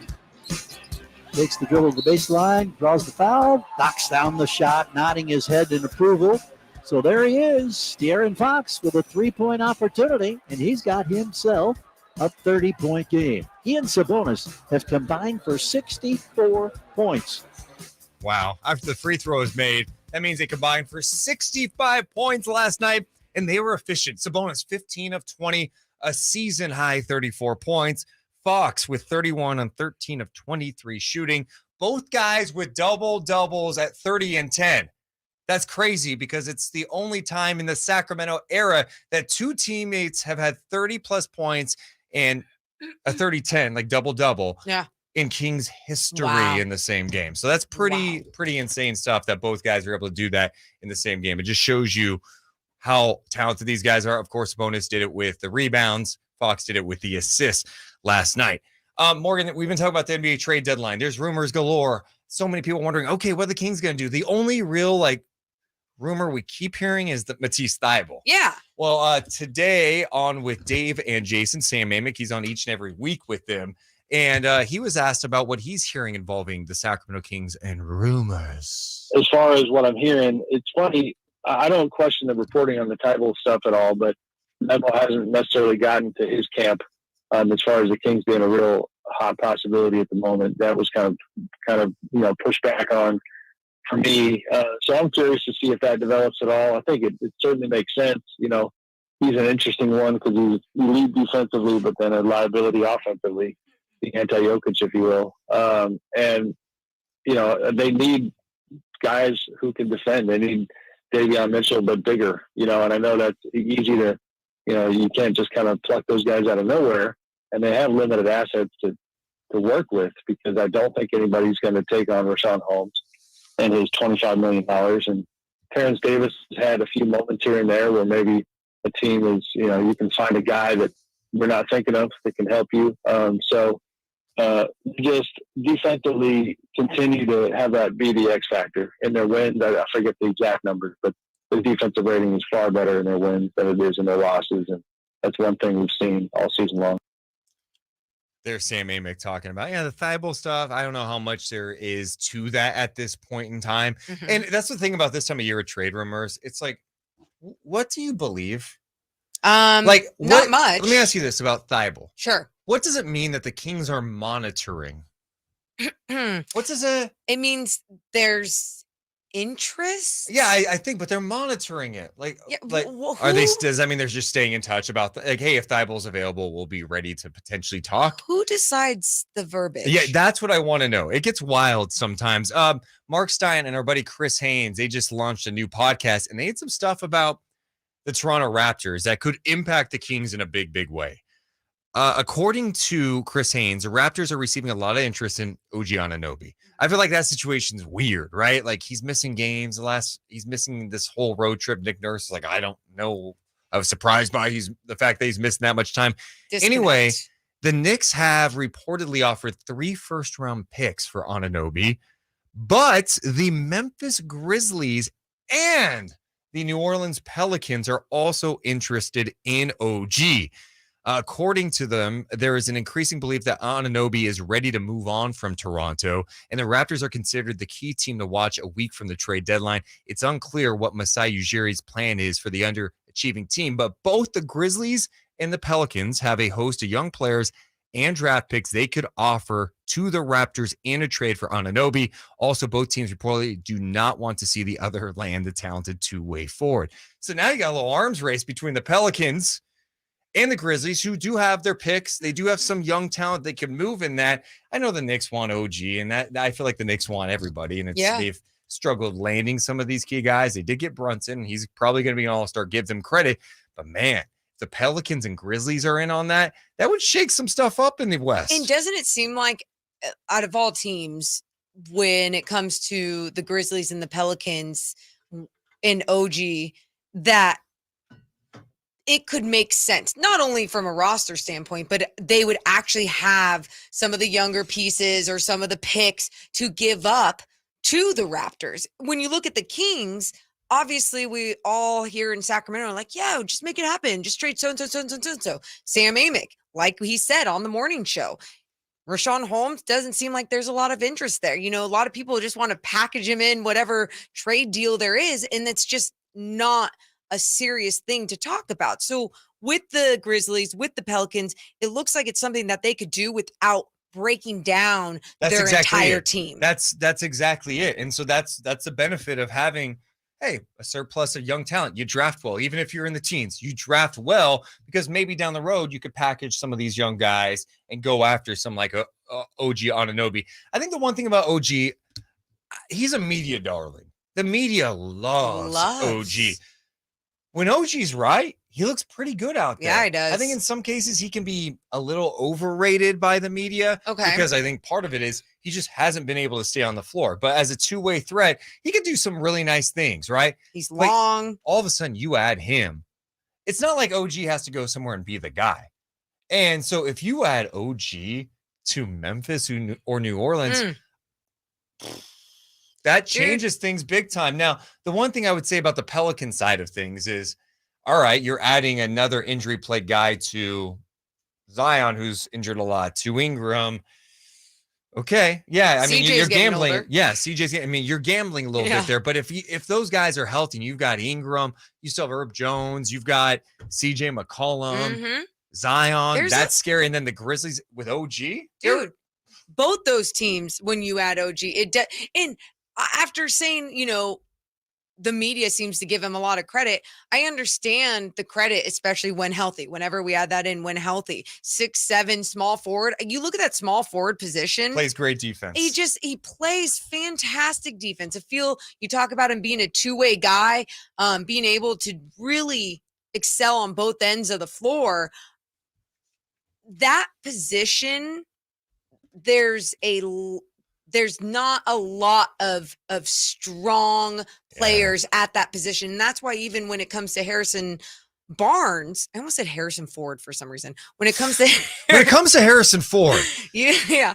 When it comes to Harrison Barnes, it's you really understand and notice his value at that position, and why it's not only during the good times there's value to him, it's also during the bad, and when he's not even adding on all the stat lines, it's his strength, his size, him being a glue guy in the locker room, all those things really come into play. And that's a guy that I would love on the Kings. I just don't want to give up what Masai Ujiri would probably want. No. What's the young talent that he would want from the Kings? Hi, Keegan Murray. I am not trading Keegan Murray. And I'm out. He would want Rain Fox, who isn't even born yet. Yes. Yes. That's not okay. Just to be clear, too, OG makes 17.3 this season, 18.6 next, and then has a player option for 19.9. If healthy, that looks like a sweet deal. Yeah. You can always hit us up, too, 1-800-920-1140, 339-1140, in the YouTube chat, too, youtube.com/Sactown Sports 1140. Really appreciate everyone hitting the thumbs up button. You guys are big time today. Brian says, I'm a lone Kings fan that doesn't want Thibault. I'm not like super excited about Thibault, but I'm like, yeah, if you don't have to give up a lot, I'm fine with adding him to the team. I'm not going to act like the Kings are changing and becoming a championship caliber team with him, but I think he would help them. I thought it was interesting yesterday when we had Anthony Slater on, and he talked a lot about how, having the skill to shoot the ball is what you need in the modern day NBA. But the only pushback or challenge I would have on that, I think what Thibault adds in his role is still at an elite level. And sometimes you got to pick and choose, right? You're not going to find every single player with that skill to shoot the ball in the NBA at a high level, but can a different situation help develop that too? I don't like playing favorites. Okay. But Rory, I got to be honest, one of the smarter Kings fans. What'd he do? One of the smarter fans in general. He just has a good takes. He's a funny guy. He says OG reminds me of Drew to the Bucks a little bit, that big trade, because they are willing to overpay for the missing piece for a championship run. And if you're Ooh. Memphis, that's what I'm talking about. Who's the favorite right now in the West? Yeah. I mean, I think you can tell me, hey, the Warriors are coming. They're almost here. I don't, you know what? Honestly, I don't believe it right now until we see them actually do more. That game last night, losing in Minnesota in overtime. Double-digit lead. No Gobert. He didn't play in that game. Of course, Cat's been out. That's a tough way to lose. Yeah. I don't know if I consider them legit contenders. It's Denver. It's Memphis. New Orleans, if healthy, maybe. If healthy. They've got the depth. They've got the wing depth. They're long. They play defense. Clippers are looking better and better too. But still not a believer. Okay. Kawhi's playing better. Yeah, let's see it. Prove it. Prove it. Prove that you guys can play like 20 games in a row together. I'm not that would on be the nice. Clippers. So we'll talk about that. But yeah, make a move to try to separate yourself. As long as you're not going to kill your future, this is the time to do, especially in the West. We'll talk more NBA trade deadline. Fox, Sabonis. Kings get the win over the Spurs, and Brenden Nunes joins us live at 1 p.m. right here. It's Deuce and Mo on Sactown Sports. Oh, we are 55 away from 400, Chris. Yeah. I mean, look at the clock. Do you think it's going to be tough, huh? It's going to be tough. We've only done it one time. It's a big game. Like, it's not. I'm so upset with the YouTube voters. Why? What's up? Because we have 486 votes on the question of the day. And only 346 thumbs up. I mean, like, I could understand, like, you know what? I just turn it on. I've got it on the background listening. That's cool. I can hit it. But you're taking the work to vote, and then you're not hitting the thumbs up. It's disrespectful. Oh my God, you guys are so mean. It's a slap in the face. I'm to fine Chris. with it, but yeah, but don't slap Chris in the face. Oh, I'm gonna vote on this, but I don't know if I like the show. Yeah, it just helps us grow. By the way, What if that's really what happened through people's minds? Oh, we've got some breaking news at this hour. Not that like crazy. Okay, Lauren got excited. It's pretty good though. Yeah, it's not a trade. It's not a okay. trade. Are we seeing the same news, Chris? Because Yes. I don't know that it's that. Now I feel like we're overselling it. No, just it's cool. good. It's cool. good. It's cool. We got some cool news. Yeah. Cool breaking. Keegan Murray has been named Western Conference Rookie of the Month again. We're going back to back. We're going back to back. Maybe, just maybe. Congrats, Keegs. He's trying to inject himself into the Rookie of the Year race. Well, we brought that up to Slater too. I don't think he's going to win it. I think they've already decided it's Banchero. I love Paolo. I mean, he's good. He's really good. Yeah, Keegs. He's right. He's in the conversation, which is cool. But I also think I don't want to say it like that. He is such a his personality is just here, right? It's not over the top. Yeah. It's not anything that's like going to be wild and catch your attention. And I'm not acting like Paolo Banchero has that. But at the same time, you see how that goes around. But it's also like Banchero he's got the ball in his hands a lot, Absolutely. right? He's just out there getting 25, I'm not 30 taking point away games. from Banchero and what he's doing on the floor. No, it's such a I mean, the odds were stacked against Keegan before the season even started. But the fact that he's in the race, that's legit. Like, it's because he's contributing to a winning team and he's putting up some really nice numbers. When in the month of January, he did what he did with shooting the basketball, improve the rebounding numbers. It's been awesome. Yeah. Lee says last night's game was so painful for Keegan. He was pissed. Yeah, man, that's so tough. You know, like to go have an offer. Let's see in the month. Let's see here. I can tell he's averaging 14 points, 5.9 rebounds, and shooting 49.5% from beyond the arc. That's 49.5% from three on legit volume is insane. That's I'm going to look at nuts. the actual totals on Dude. NBA.com. He was looking smooth. And we're talking about him with Slater yesterday. You know, I love hearing outside perspective and how they feel about his game too. And then, of course, he just like craps the bed.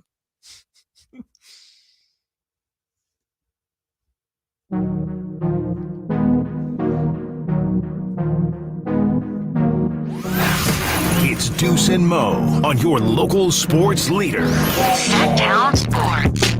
Oh, Keegan's going back to back. Keegan Murray. Actually, here, let me do this. Yeah. Everyone at home participate. Okay.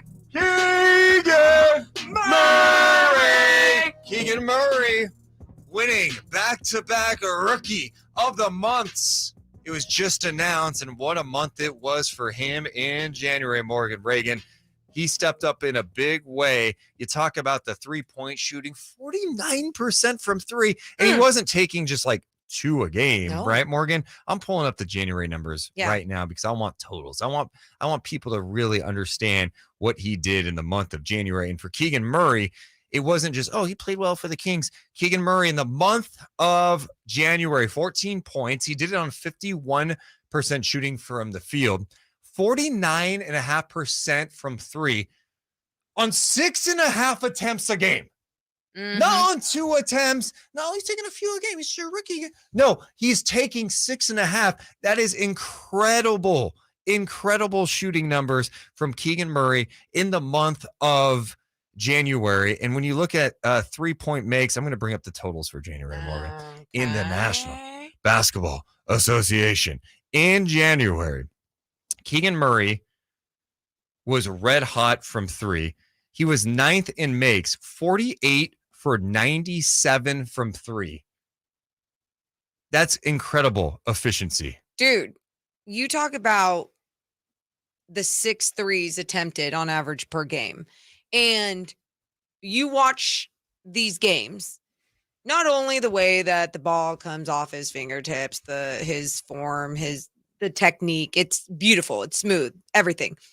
His shot selection, his confidence in shooting the shot, whether someone's running at him, whether he's wide open, whether the team is playing well offensively and moving the basketball around well, he's ready. And it's been so encouraging to watch a rookie shoot like this in this month. And for more perspective, he obviously led all rookies in 3-pointers made, 48, which set an NBA record for made threes by a rookie in January. How specific is that?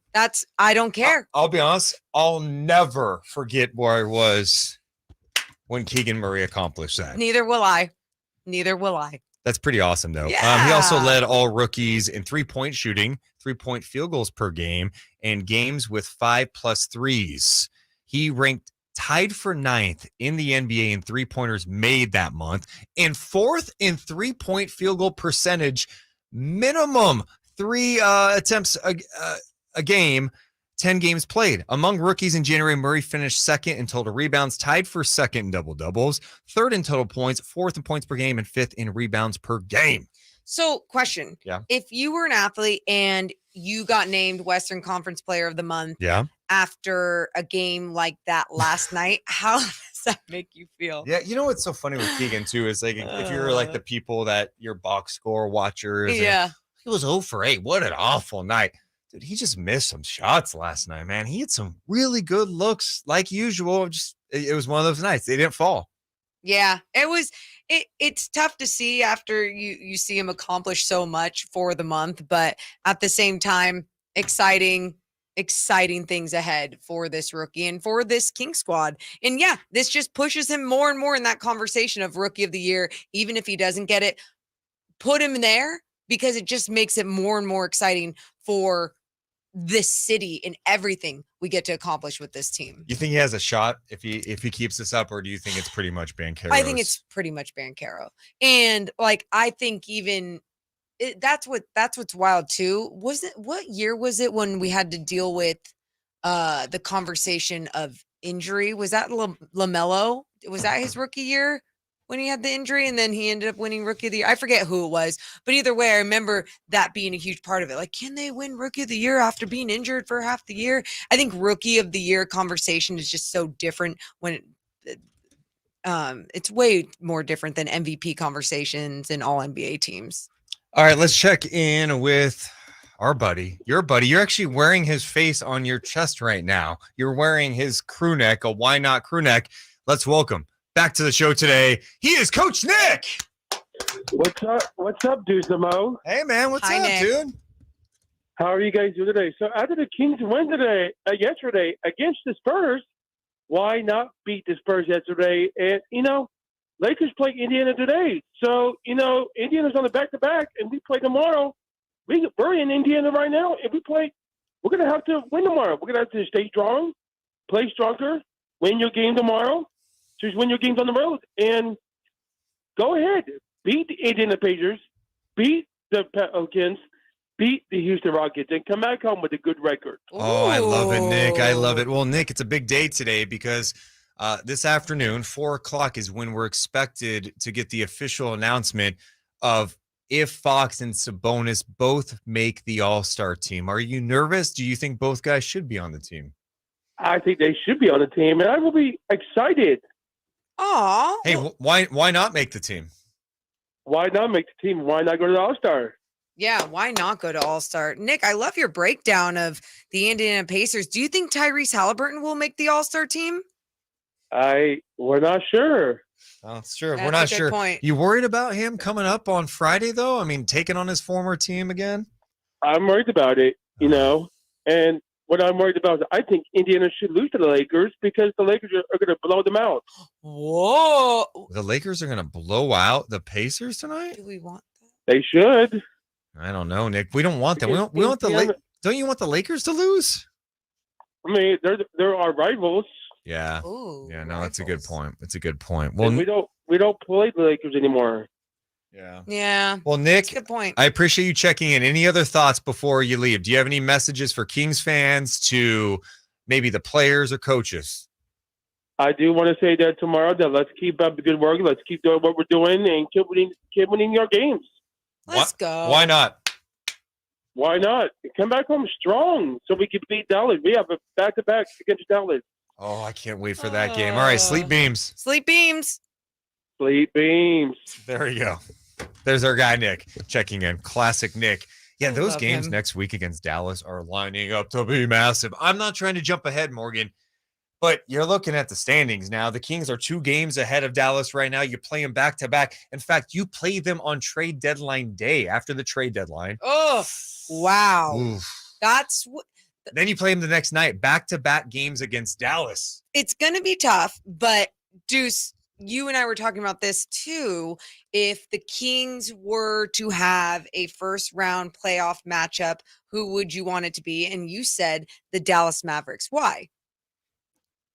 I don't think they have anybody on that roster right now who could deal with Sabonis. I don't think they could deal with the Kings' speed and the movement on offense. I think Luka can get his. But he can't do it alone. And I think that Dallas roster needs help. They really need help. I mean, I don't know what they're going to do. There's even talk they can move Christian Wood because they don't know if they're going to be able to give him a long-term deal. They want to give him a long-term deal. They had an all-star on their team last year besides Luka. Yeah. I know he wasn't technically one last year, but But you saw his capability and his talent. He's playing for the Knicks now. Everyone talks about you got to get more talent around Luka. They had Jalen Brunson. They could have paid him. They didn't. He ends up leaving to go to the Knicks. That's rough. It is rough. I mean, if you're the Mavs, the organization, you're looking at that and going, why didn't we make that work? Why didn't we appreciate what we had in Jalen Brunson? And now you are with a team that still finds ways to figure it out, but sometimes it takes Luka Doncic scoring 53 points and the rest of the team scoring 56, right? Is that sustainable basketball? Is that the type of product in the postseason that can actually work? Probably not. So yes, I don't blame you if you were going to get a first round matchup, why you'd want it to be Luka and the Mavs. Dude, it would be insane. The Insane. storylines, one, growing up, I know people hated the Lakers. I hated the Dallas Mavericks because I felt like when they had Nash and Nowitzki back in the day, it was always about them. And sometimes I remember the 2002 series when the Kings played them in the second round. A lot of people picked the Mavericks to beat the Kings, and the Kings cleaned them up. Cleaned. It was pure domination. Steve Nash, you couldn't guard Mike Bibby. Kings destroyed them in that series in 5 games. And all right, let's go advance to the Western Conference Finals.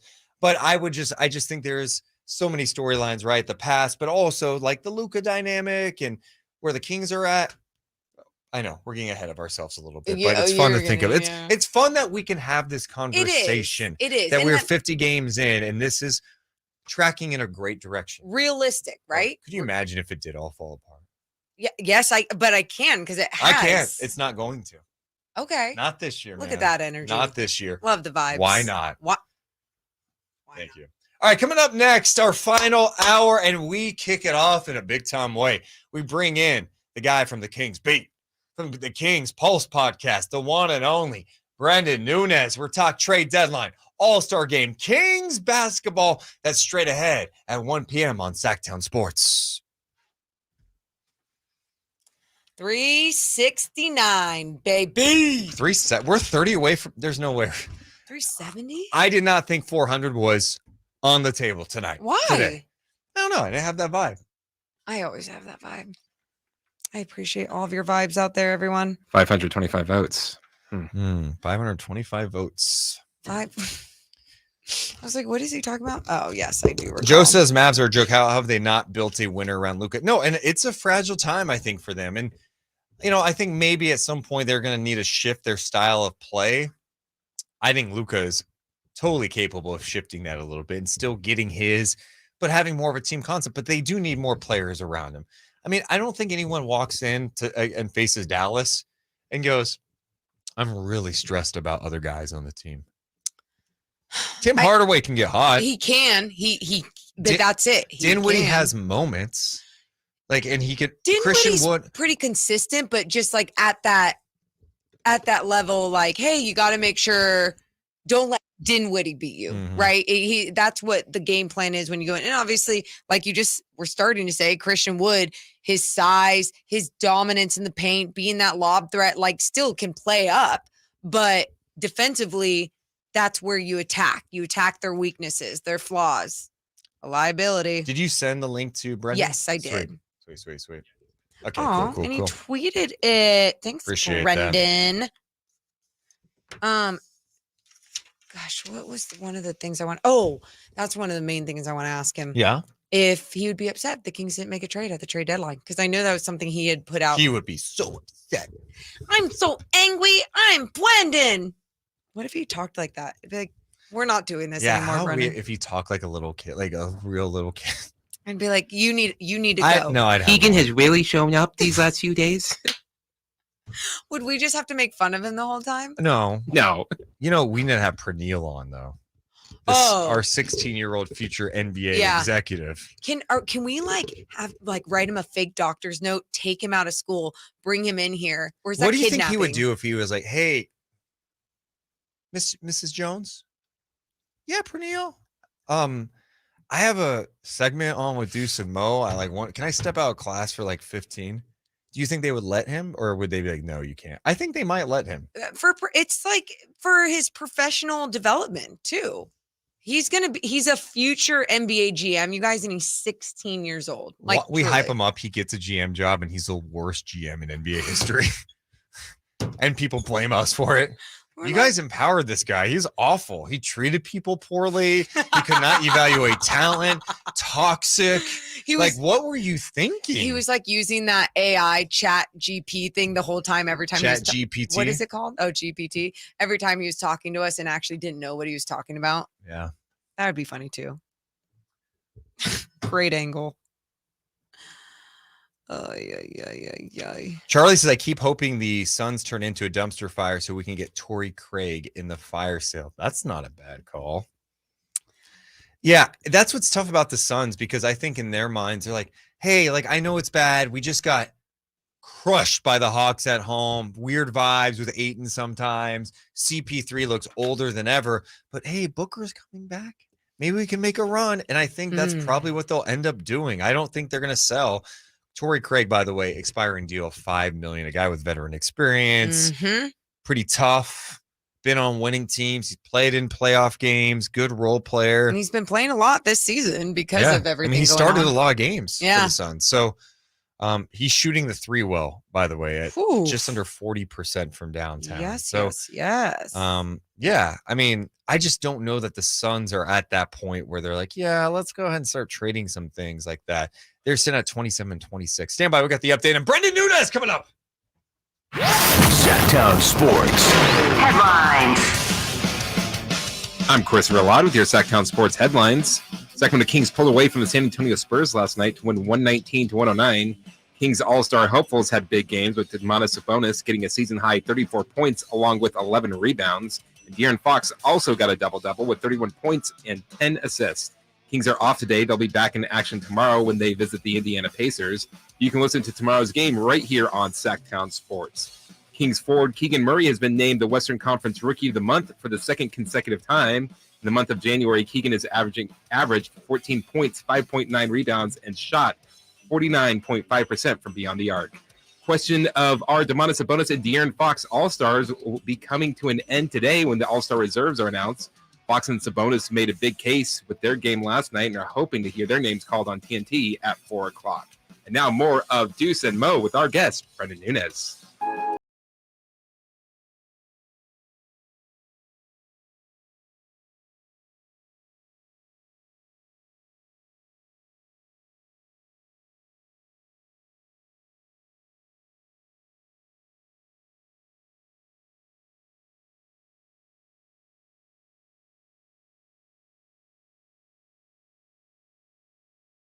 Our updates. This should be the update music. Yes. Hey, Deuce everybody. and Mo are live on Question's going to Sactown. be answered about Sabonis. You know what's sad is I try to sing it more and just talks Oh. right over it. No, the moment's over now. Oh. But I'm glad you got that in. Deuce and Mo on Sactown Sports, and they're gonna do some sportsy talks. Okay. And talk some King. And talk some Kings with our guests. Yeah, we are live. Deuce and Mo, Deuce Mason, Morgan Reagan on Monday through Friday from 11 to 2 p.m. Pacific time. You can always check us out on the YouTube feed where we're live the whole time. May go to break on the radio. We are live at youtube.com/Sactown Sports 1140. Appreciate you guys listening on the radio, on the app, YouTube, wherever you are. We appreciate it. But let's stop wasting time. Today could be a big day for the Kings. At 4 p.m., we find out if Fox and Sabonis make the NBA All-Star team. Also, Kings coming off a nice win in San Antonio. Let's welcome to this show for the first time a talented journalist who, of course, you could check out on Kings Pulse, on the Kings Beat podcast with James Ham and Sean Cunningham. He's the one, the only, Brenden Nunes. How you doing, Brett? Good. Thanks for having. Good. Thanks for having me on. Appreciate it. Glad to be joining you guys. Yeah. Oh, that was the best bit ever. We would have been like, please leave right away. Sorry. Yeah. No, seriously. Thanks so much for joining us. And I saw you also snapping your fingers while Deuce was singing his song. What did you think? I thought it was great. I mean, I Yeah. think we need a full remix. Yeah. I have to start with this though. I am shocked that Morgan was willing to admit that she used to lick out of a dog bowl. and then she followed it up with and other stuff. So if she's willing to share that, maybe I don't want to know what the other stuff is, but Brenden, that's a great point that I feel like we kind of concerning. like moved on from fast. That Morgan at the age of 5 was like, used to tell her mom she wanted to be a dog. And it's like, oh, that's cute. Like, oh, pretend to be a dog. But I don't know. Was she? I didn't tell her. I barked at her to tell her I wanted to be a dog. And she was eating out of a dog bowl. Her mom, believe it or not, her mom used to have to walk around with a doggy bag to clean up her poop in the backyard. It was okay. That's I know it's crazy, but that's what happened. We'll have to ask It got her. weird. It got weird. Yeah. in relation Brenden, to Davion Mitchell or yeah. Oh. Well, Brenden, I guess we'll start with this. We find out at 4 p.m. if Fox and Sabonis get in. I feel like they both should get in. Of course, we're in Sacramento, so we're close to it. So the question, I guess, do you think they should get in? And then do you think they will get in today? I think Sabonis, no question. Sabonis should have been a starter. It's kind of BS to me that he was not. But, you know, it's just playing time, I guess, when it comes to Zion. Sabonis, no question. De'Aaron, it's tough. I think he does get in. I wouldn't be shocked either way, though. You know, like, I think that it's so subjective how people are going to deal with playing time here. Like Anthony Davis, due back any day.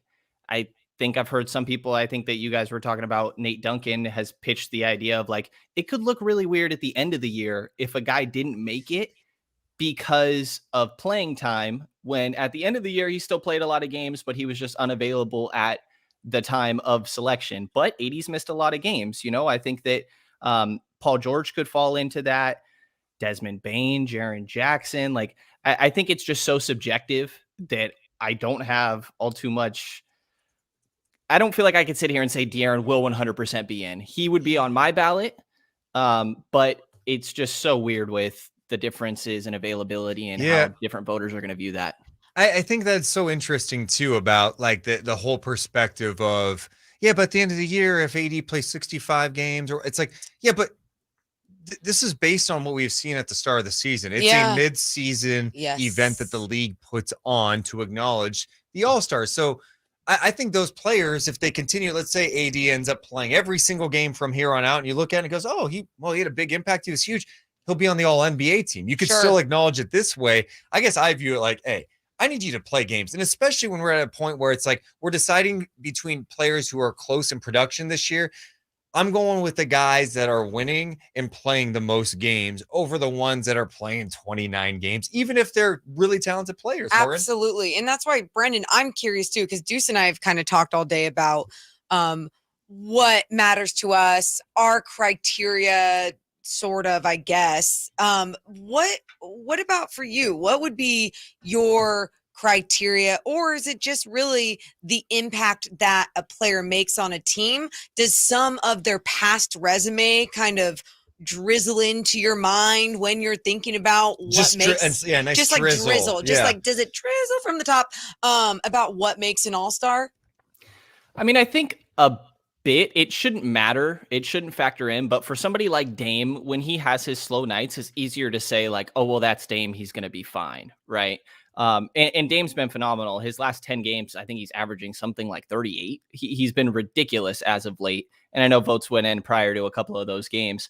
But I mean, I think that team success does matter a lot. And I think that's what you're seeing with the Kings. I guess you could make that same argument for like an Aaron Gordon. But to me, like the drop from Jokic to Gordon is so... Aaron Gordon's success this year and better numbers this year, to me, is more of an all-star or a better MVP case for Jokic than an all-star case for Aaron Gordon. But I think that playing time does matter a lot and availability does matter a lot. I have a little bit of an issue with all-stars for an entire season being selected in the middle of a year, but I guess that's reality and kind of is what it is and how this has always gone. But I think the two backcourt guys to me that stand out are SGA and John Morant. I thought those were pretty easy to me. Front court, Sabonis easily, Laurie Markkanen easily. After that, it's like, okay, you're probably going to have to pick somebody that's dealt with some injuries. And I end up going with Paul George over AD just because Paul George played, I think it's 9 more games right now. And he played well during that time, even though AD was MVP caliber for a little while outside of it. And then after that, I went with Fox and Lillard, guys that have played a lot. And I know that the Trailblazers are struggling, you would say, in the standings, even though, you know, they're a game and a half from being 5th, really. Everything's so close in the Western Conference. So I think that playing time does really matter a lot, or just general availability. And then from there, it's what are your numbers doing to help contribute to winning basketball? You know, the guy that I'm wondering and it would be pretty surprising still. Okay. Right. But he averaged 27 points a game in January, the highest he's ever had in a month in his career. Wow. Klay Thompson. Oh. And I know, like, it seems weird that the Warriors would have 2 All-Stars, but I'm not making the case he should be one. It's more so like, the coaches look at that and go, man, he's been playing a pretty high level basketball and he's played in 40 plus games. It's the Warriors. I don't know. Maybe that's a stretch of him kind of as a wild card guy. I'm just trying to figure out how Fox doesn't make it, because the rest of the candidates to me are like Booker, kind of like the guys you mentioned, like Booker, AD, Kawhi, all legitimate talents, all when healthy, all NBA caliber players, some of the best in the game. I love Devin Booker. He's played 29 games. So like I give the edge to the guys who have played more. Like I leave those guys off, and I know that's tough. I'm wondering too if maybe the coaches go, hey, we'll vote Booker in. Maybe we vote Kawhi because those guys won't play. So we still name them and acknowledge that they are all-stars, knowing in the back of our head, like they're going to be replaced and someone like Fox or maybe Anthony Edwards get in the game. I think something interesting Chris Watkins brought up on the Return of the Roar pod I did with them this morning is like, could coaches look and be like, well, do we want to put 2 Kings in here? Like, is it fair that we're putting 2 Kings in, but we're not putting 2 Grizzlies or 2 Nuggets? Like, I think that Bane and Jaren Jackson have really good arguments. Both guys that have come back. I'm not loving the Aaron Gordon argument personally, like I said, but I mean, the Kings are right there at 3. And I think there's a pretty significant drop off from those 2 top guys to the rest. They have a lot of good complementary players, but it's no question that those are like the clear top 2 on this team. Do you think that we care too much in Sacramento about all-stars, or do you think it's fair that this is important to us? We've experienced so many depressing losing times that these things can help re-energize not only a city, but an entire organization. I think it's fine to care. Like, I think that it should. I'd like to get a feel for how much the players care. It seems like De'Aaron tries to like downplay it, but I'd imagine, like, I asked Domas to reflect back a while ago on like his first All-Star game and how much that meant to him. And he talked about like, that's just something everybody dreams about, being there, being an All-Star and getting that whole All-Star weekend experience. And I know De'Aaron's got a kid on the way, maybe has better things to worry about. But I'd imagine that whole experience is amazing for him. And I think just for the city and local fan base to start to see the national fan base appreciate them more would be big. And I think all-star selections do that so much. Yeah, I do wonder. I mean, if Rasay is expecting to give birth very soon, Fox may not even play in the game. That's fine. Just name him an all-star. Exactly. It's kind of crazy to think about. It's like, hey, you make your first all-star game, but you got a kid instead, can't play. I'm sure he takes kid over all-star, but it's so cool that he has a chance to have that acknowledgement, and we'll find out later today. I really, really want to ask Brenden about the trade deadline. Ooh, because okay. Brenden, I know you put out there at some point, you were asking fans, getting a pulse on them and how they would feel. I like what you did there. A pulse. Team's pulse. Yeah, no, good. That's good. Thank you. You're trying to get a pulse, and maybe, I don't know. What? I was trying to do a Kings beat thing. I didn't have it. That's a turnover. That's a turnover. My bad. No, my bad. My bad. I apologize. Thank you. Go ahead. So speaking of that pulse of the Kings fans, and if they would be upset if there would not be a trade, if there wasn't a trade made by the trade deadline, how do you feel about the trade deadline coming up and if the Kings didn't make a move? Firstly, fans were not happy. I know Twitter's the vocal minority, but I think for a fan base, it's entertaining for there to be changes, for it to feel like there is an effort. I think if they don't make a move, it speaks to their confidence in this team right now, and that says something. I would feel okay because I think that this year so far, barring some, horrible end to this season, is already a success. Like, the most important thing about this year right now is getting postseason experience. It's something Coach Brown's talking about all the time. This team lacks that postseason experience. And even a lot of the guys that have it didn't get that far in the postseason. So I think this year is already a success. But you have some assets that you would lose if you didn't do anything with, potentially, like Terrence Davis expiring. He could be gone. Alex Len expiring. And, you could use that for matching salary. Trey Lyles expiring. I would love for Trey Lyles to be back next year. And then the thing that stands out to me is they have 2 TPEs as well. They have one that's just over $4 million that they actually got from the Tyrese trade, and another from the Marvin Bagley trade that's about 1.6. But you could take one of your 9 second rounders that you have available, or a couple of those, and absorb somebody into that $4 million TPE. And that's costing you nothing. You have an open roster spot right now once Deonte Burton's 10-day contract comes up. And I don't know if that's somebody that, in my mind, I'm thinking they view as a long-term piece. So, you could go and try something for very little cost.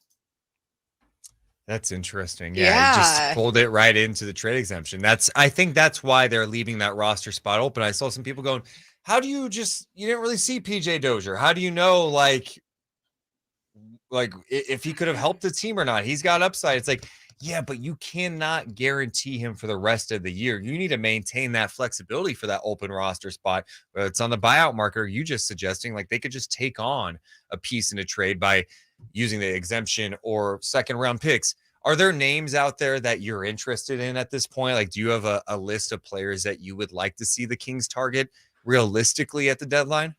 Yeah, there's a couple that I've kind of looked through. I guess outside of the trade exception real quick, I'm falling very much for Josh Richardson. I think just getting a player that can play on both ends of the floor and be a consistent in your rotation would be great. Like, while Thibault and Baisley are interesting to me, I think there's times where they're going to be unplayable on one end of the floor, and just getting another guy that can play 15, 20 minutes a night would be huge. So I love Josh Richardson for that reason. That's somebody that Sean Cunningham floated out as something that he's been hearing a little bit. But he had a little audition last night. Looked pretty good last night. He looked all right. He plays with an edge too. He's not afraid to do some talking, has a little toughness. He's been around. He's been in multiple spots, that started Miami, went to Philly. He's bounced around a little bit, but he's a vet. I like him. Yeah. And then when it comes to that $4 million TPE, some of the names that I went through, and I'm sure there's more than this, but like Derek Jones Jr., somebody we knew they were interested in before. He does have a right to veto any trade if he saw fit, and then a $3.4 million play option going into next year. Andre Drummond, if that does anything for anybody for backup center, player option next year. Naz Reid, I'm sure he would cost a lot with him playing well recently. Kenyon Martin Jr. There's Jordan Nwora. Keita Bates-Diop, saw a little bit of last night. Serge Ibaka, I don't hate I don't know if Serge Ibaka can still produce on an NBA floor. I don't think he can. We're going to talk about this in 1 minute, though. We got to take a quick break on the radio side. We're always live on youtube.com/Sactown Sports 1140. More with Brenden Nunes coming up. Okay. Hey, Brenden. Yeah. Serge Ibaka. Yeah. Can you hear us still? Did you want to talk about Serge Ibaka right now as we continue really quick? And then we could bring it back too. Here's my thing with Serge. He had the back surgery. We just called a game with him in the G League too. That was like last year. That was last year? Oh my God, my brain. Okay. Yeah, that was a long time ago. He's been traded to that was when he was with Agua Caliente, the Clippers. Oh yeah. He got a G League assignment. Yeah, I wonder if health is he's old. Yeah. I like him as a person and like a leader and girth, strong. Yeah. But that's kind of the thing for me is that I think Sacramento's pick right now, second round pick, is projected at 54. And who knows if it'll stay there, right? But if that's what you're talking about and just bringing him into the TPE, maybe he can play. Maybe he can give you spot minutes. But if he can't, Coach Brown, like I mentioned earlier, is always talking about you need guys with playoff experience. He's always talking about the importance of Dellavedova, who doesn't do anything for you on the floor, but maybe Ibaka can do something on the floor. And even if he can't, I think that veteran leadership for a young team that doesn't have much postseason experience. Stand by. We're coming back.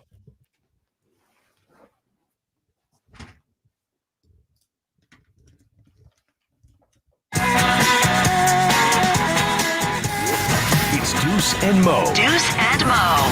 Sactown Sports. Oh, yes. Deuce, Mason, Morgan, Reagan. This is Sactown Sports. We got to celebrate something real fast. Oh, yeah. That Brendan's on? Brendan's on for sure. And I think this probably led to this moment. Probably. For the second time this week. Mm-hmm. We on the YouTube page, because of all you, this community that we are building at youtube.com/Sactown Sports 1140, have reached 400 thumbs up. 5, 4, 3, 2, 1, 0.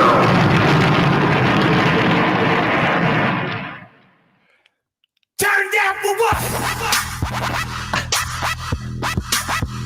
400 thumbs up! All right, seriously, thank you so much. We won't be doing this all the time because, at some point it's just going to be normal. We're going to start doing, lift it to 500, and that's when the real celebration kicks in. But as we continue to grow this thing, we appreciate you guys being a part of the journey with us. as we are live Monday through Friday from 11 to 2 p.m. Pacific time, hanging out with Brenden Nunes. Of course, you can check out his work, Kings Pulse podcast, Kings Beat podcast. Brenden, how did you feel about what you just witnessed? Hi. Your guys' energy is phenomenal. I don't know how you do it. Yeah, I Coffee. feel bad for not matching it in my room, but it was, you guys are amazing. Your presence helped bring that 400. So thank you. Let's continue that conversation. Yeah, though. before the break, you were mentioning some potential names out there in the trade market. You brought up Serge Ibaka's name. My thing with Serge is just, I just don't think he's that guy anymore that can really give you the minutes. And I think part of that is just because the health. I mean, he had back surgery, but maybe I'm wrong. He's not really playing Milwaukee. They sent him home like, hey, we'll try to find something for you. I don't know how much he can really give. And Morgan. during the break too, Brenden was kind of talking about how Mike Brown has talked about having those guys with postseason experience, veteran experience, right? How important and valuable that is to this team. But I also believe, like we're saying, those spot minutes, like being able to play that guy is really important too. So I don't know where the Kings are trying to go without trying to break things apart. I feel like it's going to be an interesting trade deadline, but I feel like it could be a dud of a trade deadline in Sacramento. Oh, yeah, but isn't it really a dud if they don't make a move? If it's really like we had those clips earlier, Brenden, I don't know if you saw, Bob Myers was on doing a radio interview in San Francisco, and he's like, I talked to other GMs. It's weird because all of us are trying to figure out if our teams are good. You've got all these teams, like 22 of the 30 teams are like kind of in the mix of things. It's just really difficult to make moves right now. Yeah, I mean, you need sellers, right? You have plenty of buyers, but who are the sellers supposed to be? And maybe some teams will flip as we get closer here. I think there's some swing teams that stand out. Toronto probably being the main one that gets talked about. But that's definitely where this gets tough, and why I think it's probably just fringe moves for the Kings. And also, you don't want to. You have to offer something to get something, obviously. And I don't think that the Kings want to include Harrison Barnes in a deal. I don't think they want to include Keegan Murray in a deal. No. Also say, I don't think they wanted to include Tyrese Halliburton in a deal last year. So you never That's know. True. That's true. That was pretty shocking. I had a story. I don't know if I mentioned this here or somewhere else because we're on so much. So I mentioned it here. What? Taro from Makuni. I think you mentioned it here. My bad. Well, we might as well I'll just tell you, Brenden. Brenden. Yeah. So there was a game like right before the trade deadline last year, and Taro was asking me before a game. He goes, "Hey, what jersey do you think I should buy? Like if I were to buy a Kings jersey?" I'm like, "Oh, definitely buy Tyrese Halliburton. Like he's gonna be here a while." And he went up and bought a Tyrese Halliburton like authentic jersey, and literally like a week later, Tyrese was traded. I still feel bad about that. Yeah, and you Not should. on you. Yeah. And that's the thing though, Brenden. You don't think obviously you don't think there's going to be any of those changes like that made for the Sacramento Kings. And if it's a dud, are you happy that it's a dud of a trade deadline for the Kings? I mean, I'd like them to do something. I think specifically like that $4 million TPE, I think expires actually on the 7th. So it's not even quite the 9th, which would be the anniversary of when the Tyrese and Sabonis swap took place coming up here on Tuesday. So we'll see there, but that's something that would just disappear. Obviously, like they haven't seemed to value second round picks that much in the past. And they got 9 to work with, 5 of their own and 4 futures, including one right now that I think is sitting at, last I checked was high 30s because it's Indiana's second round pick. So it's decent value for a second rounder sitting at 39. So I'd like them to do something, but there's only so much you can work with, as much as like Rashawn Holmes. My dream is Rashawn Holmes for Gary Trent Jr. in some way, a team that's liked Rashawn. It's just not like, I don't know why any team would want to do it. One name you did bring up was Andre Drummond. I've not really I'll be honest, have not seen a lot of Andre Drummond. He's not playing a lot of minutes in Chicago this year. I mean, what could he provide? Could he provide anything? I know offensively it's a challenge. We see enough Andre Drummond over the year. It's also weird his career trajectory. Like all-star big, and then it's just like fast. Really like fast. Another guy kind of reminds me of Roy Hibbert back in the day. Oh, yeah. Roy Hibbert making all-star teams in Indiana, then like out of the league really fast. But Andre Drummond kind of hanging on. He's in Philly last year. They moved him to the Nets at the trade deadline, that Simmons-Harden trade. yeah, what do you think? I know you mentioned Drummond. What do you think about his fit?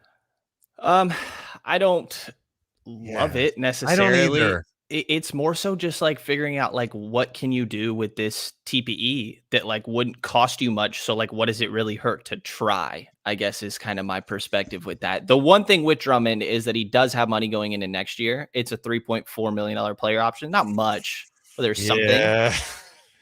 That's tough. I know it's not that much money, but it still scares me a little bit. Yeah, that type of money scares me. What about the buyout market? Let's say we get there with the Kings. Does that intrigue you at all? Definitely. And I think it's weird, or it makes sense now, but weird just from the context of the Kings of years past that we get to talk about them potentially being an attractive buyout place for people. I don't have names off the top of my head. I'm focused on the trade deadline as of right now. But I think that that's absolutely something that the Kings could end up looking at. You know, there's a chance, like there's one open roster spot right now, but 2-for-1 deal or some uneven number. You have another one that opens up and I think maybe could be guys at the end of this roster that if you found somebody else better in the buyout, that maybe you feel like a swap is for the best. One name that someone in our chat brought up, Charlie, he brought up Torrey Craig. And I don't know what the Suns are feeling right now. And maybe it's a situation with them. It's like, hey, we're getting Booker back. If we're going to be good, we need guys like Torrey Craig on our roster to make a little bit of a push. I don't know how honest they are being about their situation. If they feel like they still have a chance, I'm guessing they still want to maximize the time that they have with Paul, Booker, and all that. Torrey Craig's an interesting name. He started a lot of games for them, but he's also not making a ton of money. A veteran guy. He's been on multiple teams. That's not a bad idea. If you can get Torrey Craig, you go get Torrey Craig. What stands out to me is there was some podcast Paul George was on, and he got asked who defends him the best. And the first name he brought up was Torrey Craig, which came out of nowhere. Like, Torrey Craig's a good defender, but that's the last person I would have expected Paul George to have brought up. He's exactly the type of guy that I think Sacramento needs. You know, a guy that can give you consistent minutes on both ends of the floor, be a good defender, but not a liability on offense. All right, we're going to come back with Brenden. If you're cool with hanging out for a bit. All good. We'll bring you back on the other side. We're going to stay live on YouTube. Appreciate everyone watching. It's Deuce and Mo on Sactown Sports. We're good. Yeah, trade deadline stuff is so fun to talk about. It's just now, I'm so fascinated by this deadline though, because there are so many teams who want to buy. Right. Like, and there's not a lot of teams that have motivations to like go tank now. Like, you think Phoenix is going to be like, oh, let's start tanking? Like, that's not going to happen. The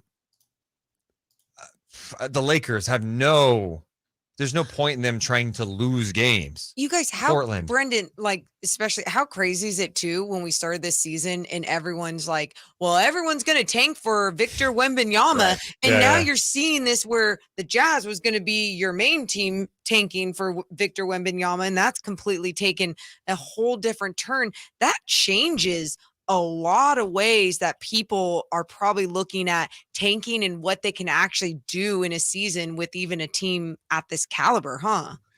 Yeah, I mean, I think that the play-in worked for what they wanted it to. You know, like if Portland right now was the 11 seed, and I guess they would still only be a game behind 8th, but you feel a lot different about the 11 seed a couple years ago when that didn't exist compared to how you do now. And I think that's a big factor here.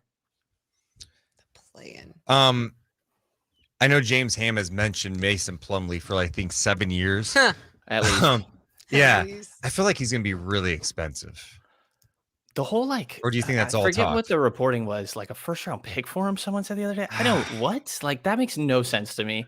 I think that if Charlotte doesn't trade him, they're losing him for nothing. I had somebody that covers Charlotte on my show the other day, and like I offered up, I think it was like Terrence Lynn, Alex Davis is matching salary, and Indiana's second round pick. And he's like, if that's what's there, then I take that because they're going to lose him for nothing. They have young bigs behind them that they probably should be making playing time for. And just because he's playing great recently doesn't mean this guy's worth the first round pick. Yeah. The other guy that's been brought up a couple of times, and it's because of maybe how Tom Thibodeau's used him, is Isaiah Hartenstein. Yeah. He's shown his passing ability, especially with the Clippers. He's got some size. When he wasn't seeing time on the floor too, it was like, okay, he's not even doing that much over there. Like, why don't you allow him to spread his wings and fly? I really like him. I think it's another one of those, like, it just takes two to tango, though. I think that New York would kind of be left without a backup big, and unless they really like Jericho Sims or something like that, or want more Obi Toppin at the backup 5. But that's definitely one of those guys, if you can go get him, because there's a little bit of playmaking there too, and trying to play the same style as you do without Domas compared to when he's there. So appreciate everyone being here, by the way. We're going to talk about the Kings Spurs. We haven't talked about the game from last night. I know. I'm curious to get Brendan's thoughts on what went down last night in San Antonio. It was for being kind of a close game at times. It was really fun watching Fox and Sabonis take over. I agree. Yeah. If you're in the YouTube chat, by the way, make sure to hit the thumbs up button. We have surpassed 400. That's amazing. Could we get to 450 today? I don't know. Also, Felix says, does anybody know if Mason Plumlee would like Sacramento? Okay, was Mason Plumlee going to turn down a trade to Sacramento? Stop it. That's not. He's in Charlotte losing 800 games. Like, yes. Felix, you have to like, I know it's tough for you. The Kings are in a good situation right now. It's like they play a fun style. They got good pieces. They might have 2 all-stars. They play in front of like amazing crowds, and they're winning. Like, I think there are players that'd be like, yeah, I'm down to go to Sacramento right now. You could change your reputation fast in this league. Charlie would like us to just have the analysis of Spurs bad, end of analysis. Oh, good point. Here we go. Sactown Sports Headlines.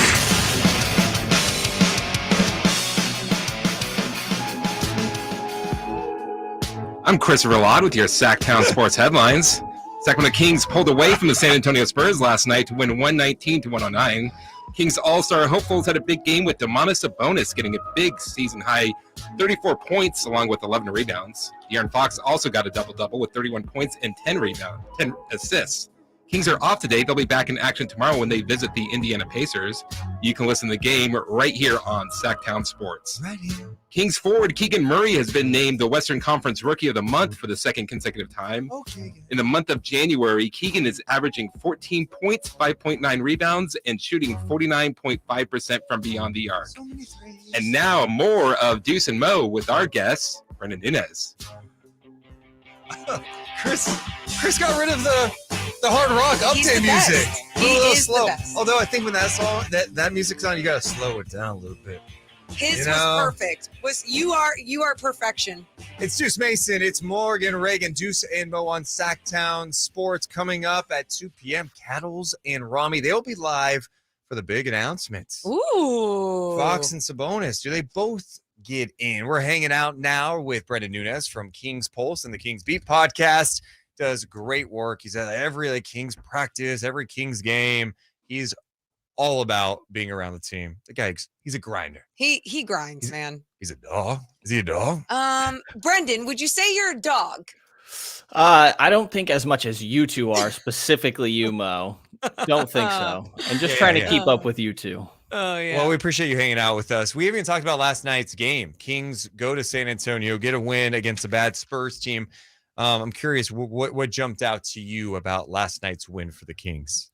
Probably the perimeter defense of some of the guards. De'Aaron Fox's defense. Malik Monk's absolutely. De'Aaron Fox's defense. Can we give it some more? Why are more people talking about De'Aaron Fox's improvement defensively, Brenden? He got robbed of that second defensive player of the game chain in a row. I'm not going to lie. I love them. I love them giving it to Malik and rewarding a lot of improvement.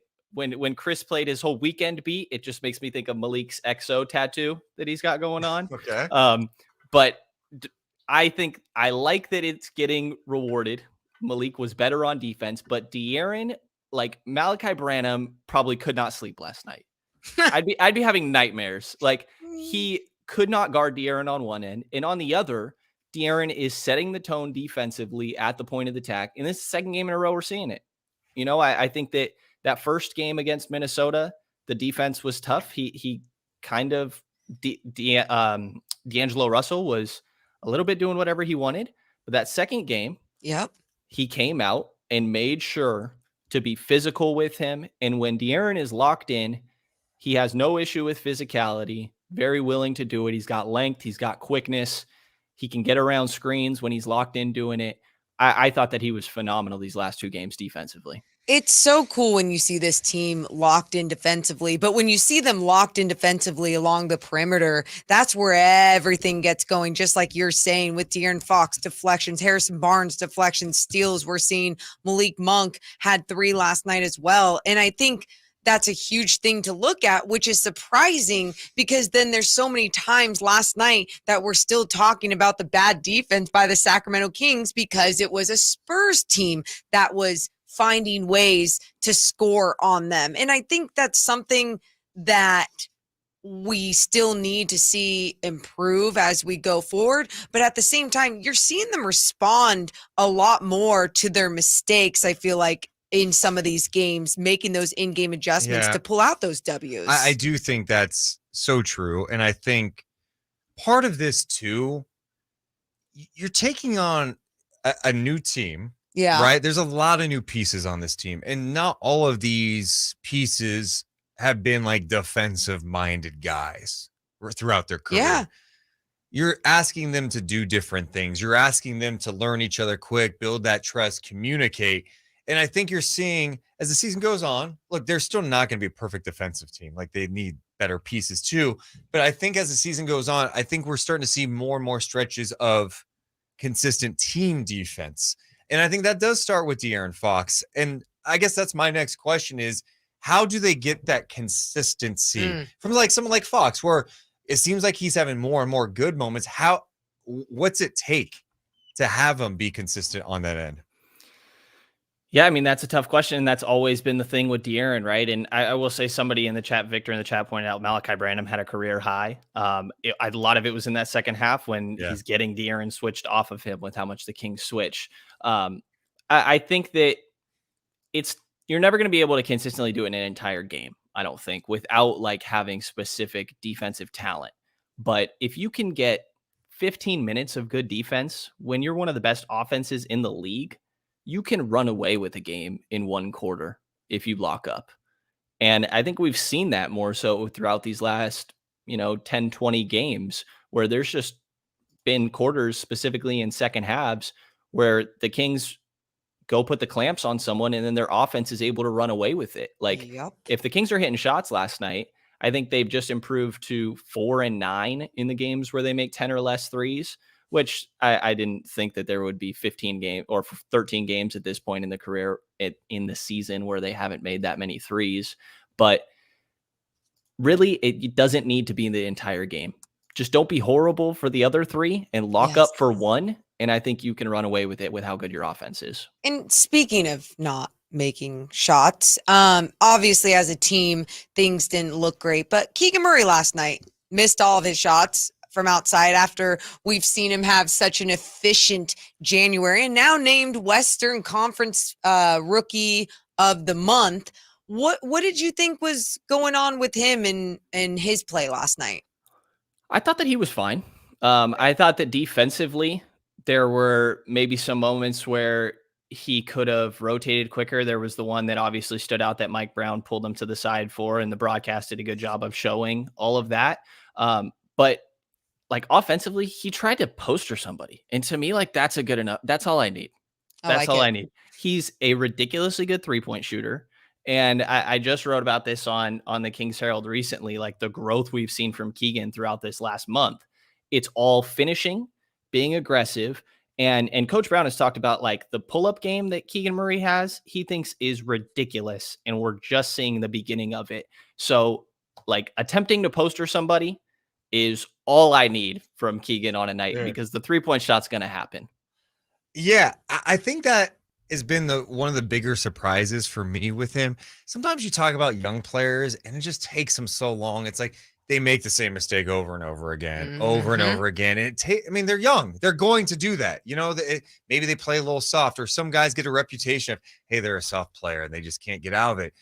I think it's been pretty wild, like Keegan's response to some of these challenges. And it's like, all right, Mike Brown kept emphasizing, go dunk on somebody's head, go up strong. You're going up soft and getting your block shot all the time. How many times at the beginning of the year did we see Keegan get his shot blocked at the rim? It happened a lot. Way too many times. Way too much going soft. That's getting better. You just mentioned that. I think that's probably been one of the bigger positives is just seeing his coachability and how he responds when he's being held accountable. That and the rebounding. Yeah, dude, that's been huge. He's rebounding like a monster. There's some clips like when I look back for that specifically where he's getting it the same time as another player and ripping it. Yep. And like that doesn't seem like Keegan's personality, but you see it on the floor. When he is aggressive, he is just a different beast. I think that I was definitely somebody that was not a Keegan guy at the time of the draft, admittedly. Yes. And do you apologize for that now? Because you were really upset. Well, it's time will tell. But you are not holding on to that still. Do you feel like that's what's so tough about the draft, though? Let's be honest about it. What? Because we try so hard to learn about these guys, and it's like ultimately you just don't know. And when you're like Brenden too, and you put in a lot of time and effort, and you fall in love with guys, like you're gonna have your hopes for other people that you really still believe in, but you feel my track record is pretty good because I really like Banchero and I like Mathurin. Oh wow! I mean, and really tough. Well, the Mathurin one was more. I of a wasn't wild really card. an Ivy guy. I really liked LeBron. I really liked Zion. I'm telling you now, I was saying Mathurin. I'm like, that guy's a dog. Like, I watched one of his games. I'm like, this guy is a player. Do you love that? Do you love that, Brenden? He goes, I watched one of his games, and I knew. I'll admit this. I was obsessed with Mario Hezonja. I got caught up in the mixtape. That was like this peak time of mixtapes for some reason. And now I'm like, I'm not doing the mixtape stuff. We're not. We got to watch games. Highlights in one game, okay? Yeah. Anyway. I will say, I think the main thing I was wrong about with the Keegan pick is how good the team is around him. Yeah. A lot of where I was questionable was like, I don't know that this team is good enough to pick a more like short-sighted player, but they clearly are. All right, Brenden. We really appreciate you hanging out with us. We're up against it now. You hung out with us for a long time. So thank you so much for being with us. Kings Pulse Podcast, Kings Beat. Where do people go to get your work? What's the best place for people who aren't listening to you or watching you yet or just discovering you? Where do they find you? Appreciate it, guys. Always glad to hop on. It's Kings Pulse on any of the audio networks. That would be my main thing. And I guess kingsherald.com for any written content as well. But that is it. Can't say how much I appreciate it, guys. Dude, Brenden, you're the best. Thanks for the support. Thanks for hanging out with us, and we'll do it again soon, man. Absolutely. That's the one and only Brenden Nunes coming up next. We close the right way. We got closing time. We'll talk some more Kings. We appreciate you guys hanging out with us. It's Deuce and Mo on Sactown Sports.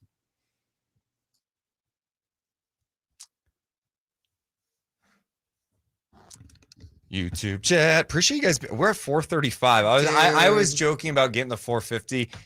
It's going to be tough with 20 minutes to go. Yeah. The 450 might be a new Deuce and Mo high on Sactown Sports. No way. I mean, it's not a high on, Dude, I mean, we've hit the thousands before. Okay. But not in this channel. Be nice. We're trying to grow this channel. Yes, on this channel we have not, but Come here, little Sactown Sports. What are you doing? Don't do your fake weird baby. This is weird. This is weird.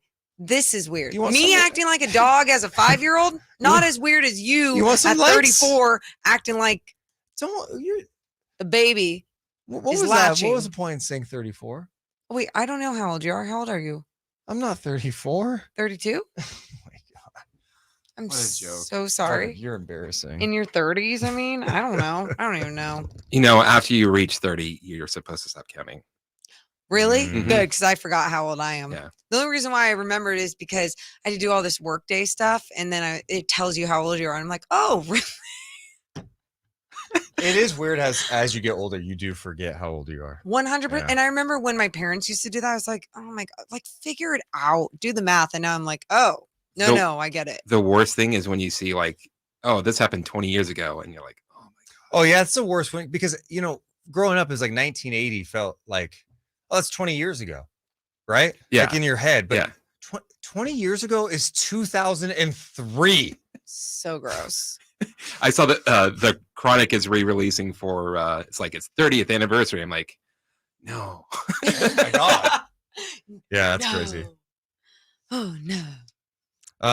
Multiple people, including your sister Brittany, who's here, Yeah, what up, Britt? and May saying that they hate baby Deuce's. Thank you. The latching, everything is weird. Like, thank you. Everyone agrees. I'm normalizing this stuff, guys. Like, it's 2023. Let's normalize it, okay? Normalize.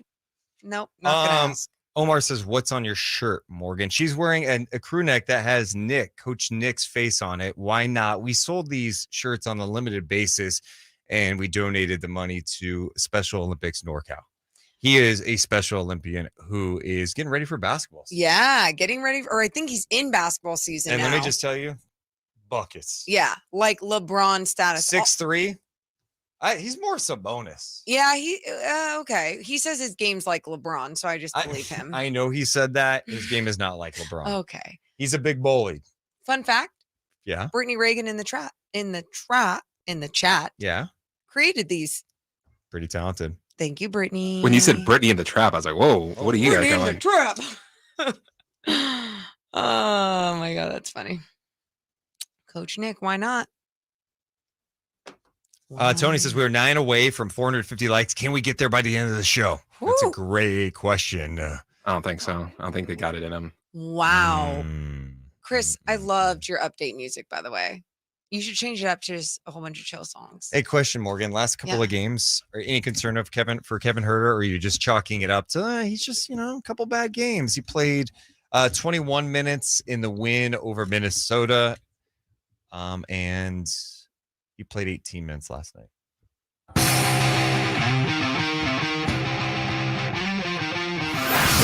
It's Deuce and Mo on your local sports leader. Sactown Sports.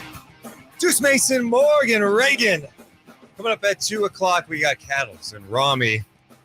They'll be hanging out. You can watch them on youtube.com/Sactown Sports 1140, like all these people. What, Morgan? What do you got?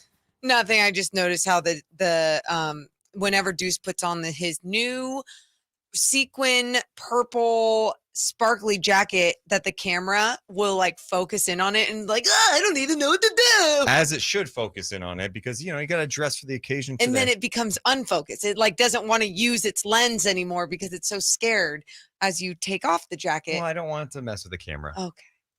Well, there you go. Appreciate the love on the YouTube page. We got to a new high, 454 thumbs up. That's huge. And I know we Dude. mention it a lot on the show, and people are going, why do they mention this so much? It just helps it grow. So let's Thank keep you. it moving.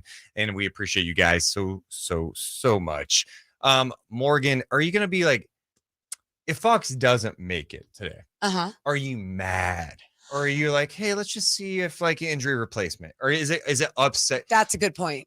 That's a good point. Yeah. Injury replacement. I think today wouldn't be the day that you get mad about it, because even last night when I was talking about it, it was, well, I think he'll be an injury replacement. Not to say that I don't think he deserves to be voted in as a reserve, because I do believe he deserves that. But I think he'll make it either way, even if it is as an injury replacement. So no, I'm not mad. But this is the most excited and invested I've been in for Kings players being all-stars. I think over the years, you know, like send Buddy to the 3-point contest, send so-and-so to this and the skills and all. I never was as it just felt like, sure, send them, don't care. It wasn't really feeling it, where this is like, no, it's real. Well, the Kings have not had a lot of all-stars in franchise history, right? You had Mitch, Hall of Famer, Peja, Chris Webber, Vlade, Brad Miller. They've had a few years where they've had multiple all-stars in a year. Yeah. You got to go back to Peja and C. Webb did it in 01, 02, and 02, 03. Makes sense. The last time it happened, 2003, 2004, Peja and Brad Miller. So it's been a long. I mean, that's another Almost thing. 20 years ago. We talk of, almost 20 years ago. I guess it was the 04 season. So like 19 years ago that they had 2 all-stars. So it would be a pretty significant accomplishment. And like, I just feel like there's something to it where Friday, if that does happen Friday, you're going into a game where in all likelihood, Tyrese is going to be named an all-star, Sabonis an all-star, and maybe Fox. It's just kind of interesting. Pretty wild. And by the way, Friday night, the Kings have a chance to win their 30th game of the season, which would match last year's win total. That to me, It gets a big night. it's absolutely insane. So that could all happen on Friday. Yes. Yeah, no, that's pretty wild when you look at the journey to get to this moment. And I think for so many Kings fans, we played a G-Man call at the start of the show, and we were talking about how important this is for G-Man and how this year has been, he just deserves it. When you look at all these Kings fans and the amount of hours that we have put into watching this team, and then now we might be rewarded with all these great things happening at the end of this week, I just feel really lucky. You should. I do. Enjoy the ride. I am. The journey's the best part. Perspective. Yeah, you have to have perspective this year. You do. And you can start, I expect this. Like, wait till next year to do that. Yeah, All right. You can have yeah. expectations, but this year it's about enjoying the ride. I think it's that time, Morgan. I think it's time for closing time. Closing time. It's closing time. But before we go, we have to give you a last call. All right, Morgan Reagan. We talked a lot of Kings today about their win over the Spurs. Yeah. About Fox and Sabonis, NBA trade deadline stuff. I want to go outside the Sacramento NBA world and talk about Jokic for a second. Ooh. This season, averaging a triple-double now, 25 points, 11 rebounds, 10 assists, a triple-double for a big guy, a center. That is a big deal. Do you think that should be talked about more? Yes. It should be. And I mean, I'm part of the problem. I'm not talking about it enough. I mean, there's times where I'm talking about Jason Tatum and I'm talking about KD and what, obviously not right now, but like just what he gives to the game of basketball. We have a healthy guy on the floor averaging a triple-double, and it's so fun to watch, but I'm not talking about him unless he's playing the Kings. Yeah, there needs to be a lot more chatter around him. I think there should be more chatter about what LeBron's doing too. I don't think... Fair. I know the scoring thing is one thing, but what he did the other night at Madison Square Garden, he moved to fourth all-time in assists. We talk so much about the scoring, and he's going to break the all-time record, which is going to happen soon. I don't know, next few games or so.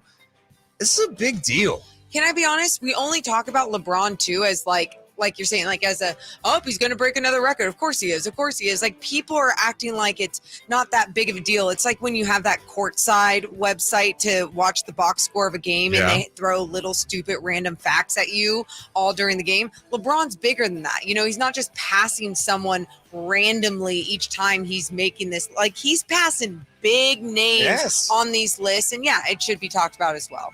With that said, we're 50-plus games into an NBA season.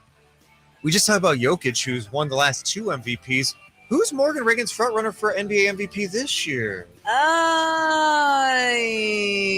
This is real tough because obviously you look at where Jokic is. I think you can put him right there. Jason Tatum has just been on my list for this entire season. I think this last 2 weeks is something like I haven't watched him as much, so I don't want to be a prisoner of the moment of what I was seeing from him and just going straight to Jason Tatum. But what he adds on both ends of the floor and what the Celtics have been able to accomplish is why I put him so high up there. I'm putting Tatum right now. Okay. And I know there's other guys in the mix. There You can are. throw Luka in the mix too. Jokic has been outstanding. I just think Tatum's elevated his game to another level. And what needs to be talked about more with the Celtics is the chaos that they were faced with at the start of the year. If they had a disappointing year this year because, I don't know, they lost their coach before training camp, like the day before camp, coming off the heels of losing the NBA Finals, we would be like, that's a lot to overcome. They have overcome it. Jason Tatum is playing better than he ever has, and it's fun to see these great players elevate their games to even another level. I think that's pretty awesome. I'm with you. Call your shot now, Morgan. Okay. Sabonis and Fox, are they both announced today?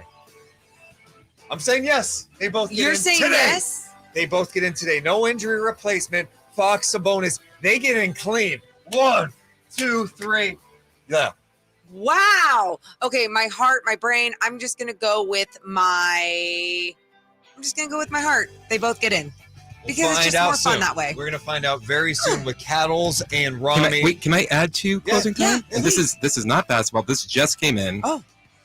Aaron Rodgers is at the AT&T Pro tournament, Pro. Yeah. Whatever that's called. Yeah. And someone asked him something. Yeah. Here's his response. Hi, Aaron. Hi, Cole. Got any news you want to share with us? Not going to San Fran. So, is everyone saying like, no, Aaron Rodgers isn't going to San Francisco after that? Yeah.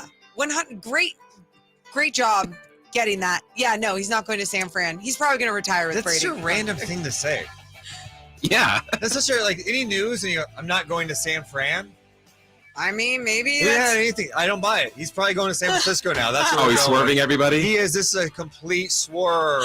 I don't buy... No, I don't think Remember, that's what it is. everything in life is wrestling. Oh, don't forget it. Stay tuned. We got Cattles and Rami. They're going to be live on youtube.com/Sactown Sports 1140. They'll find out live with you if Fox and Sabonis get in, talk about last night's game, and so much more. We'll be back live tomorrow at 11 a.m. We love you guys, but we got to go. See ya.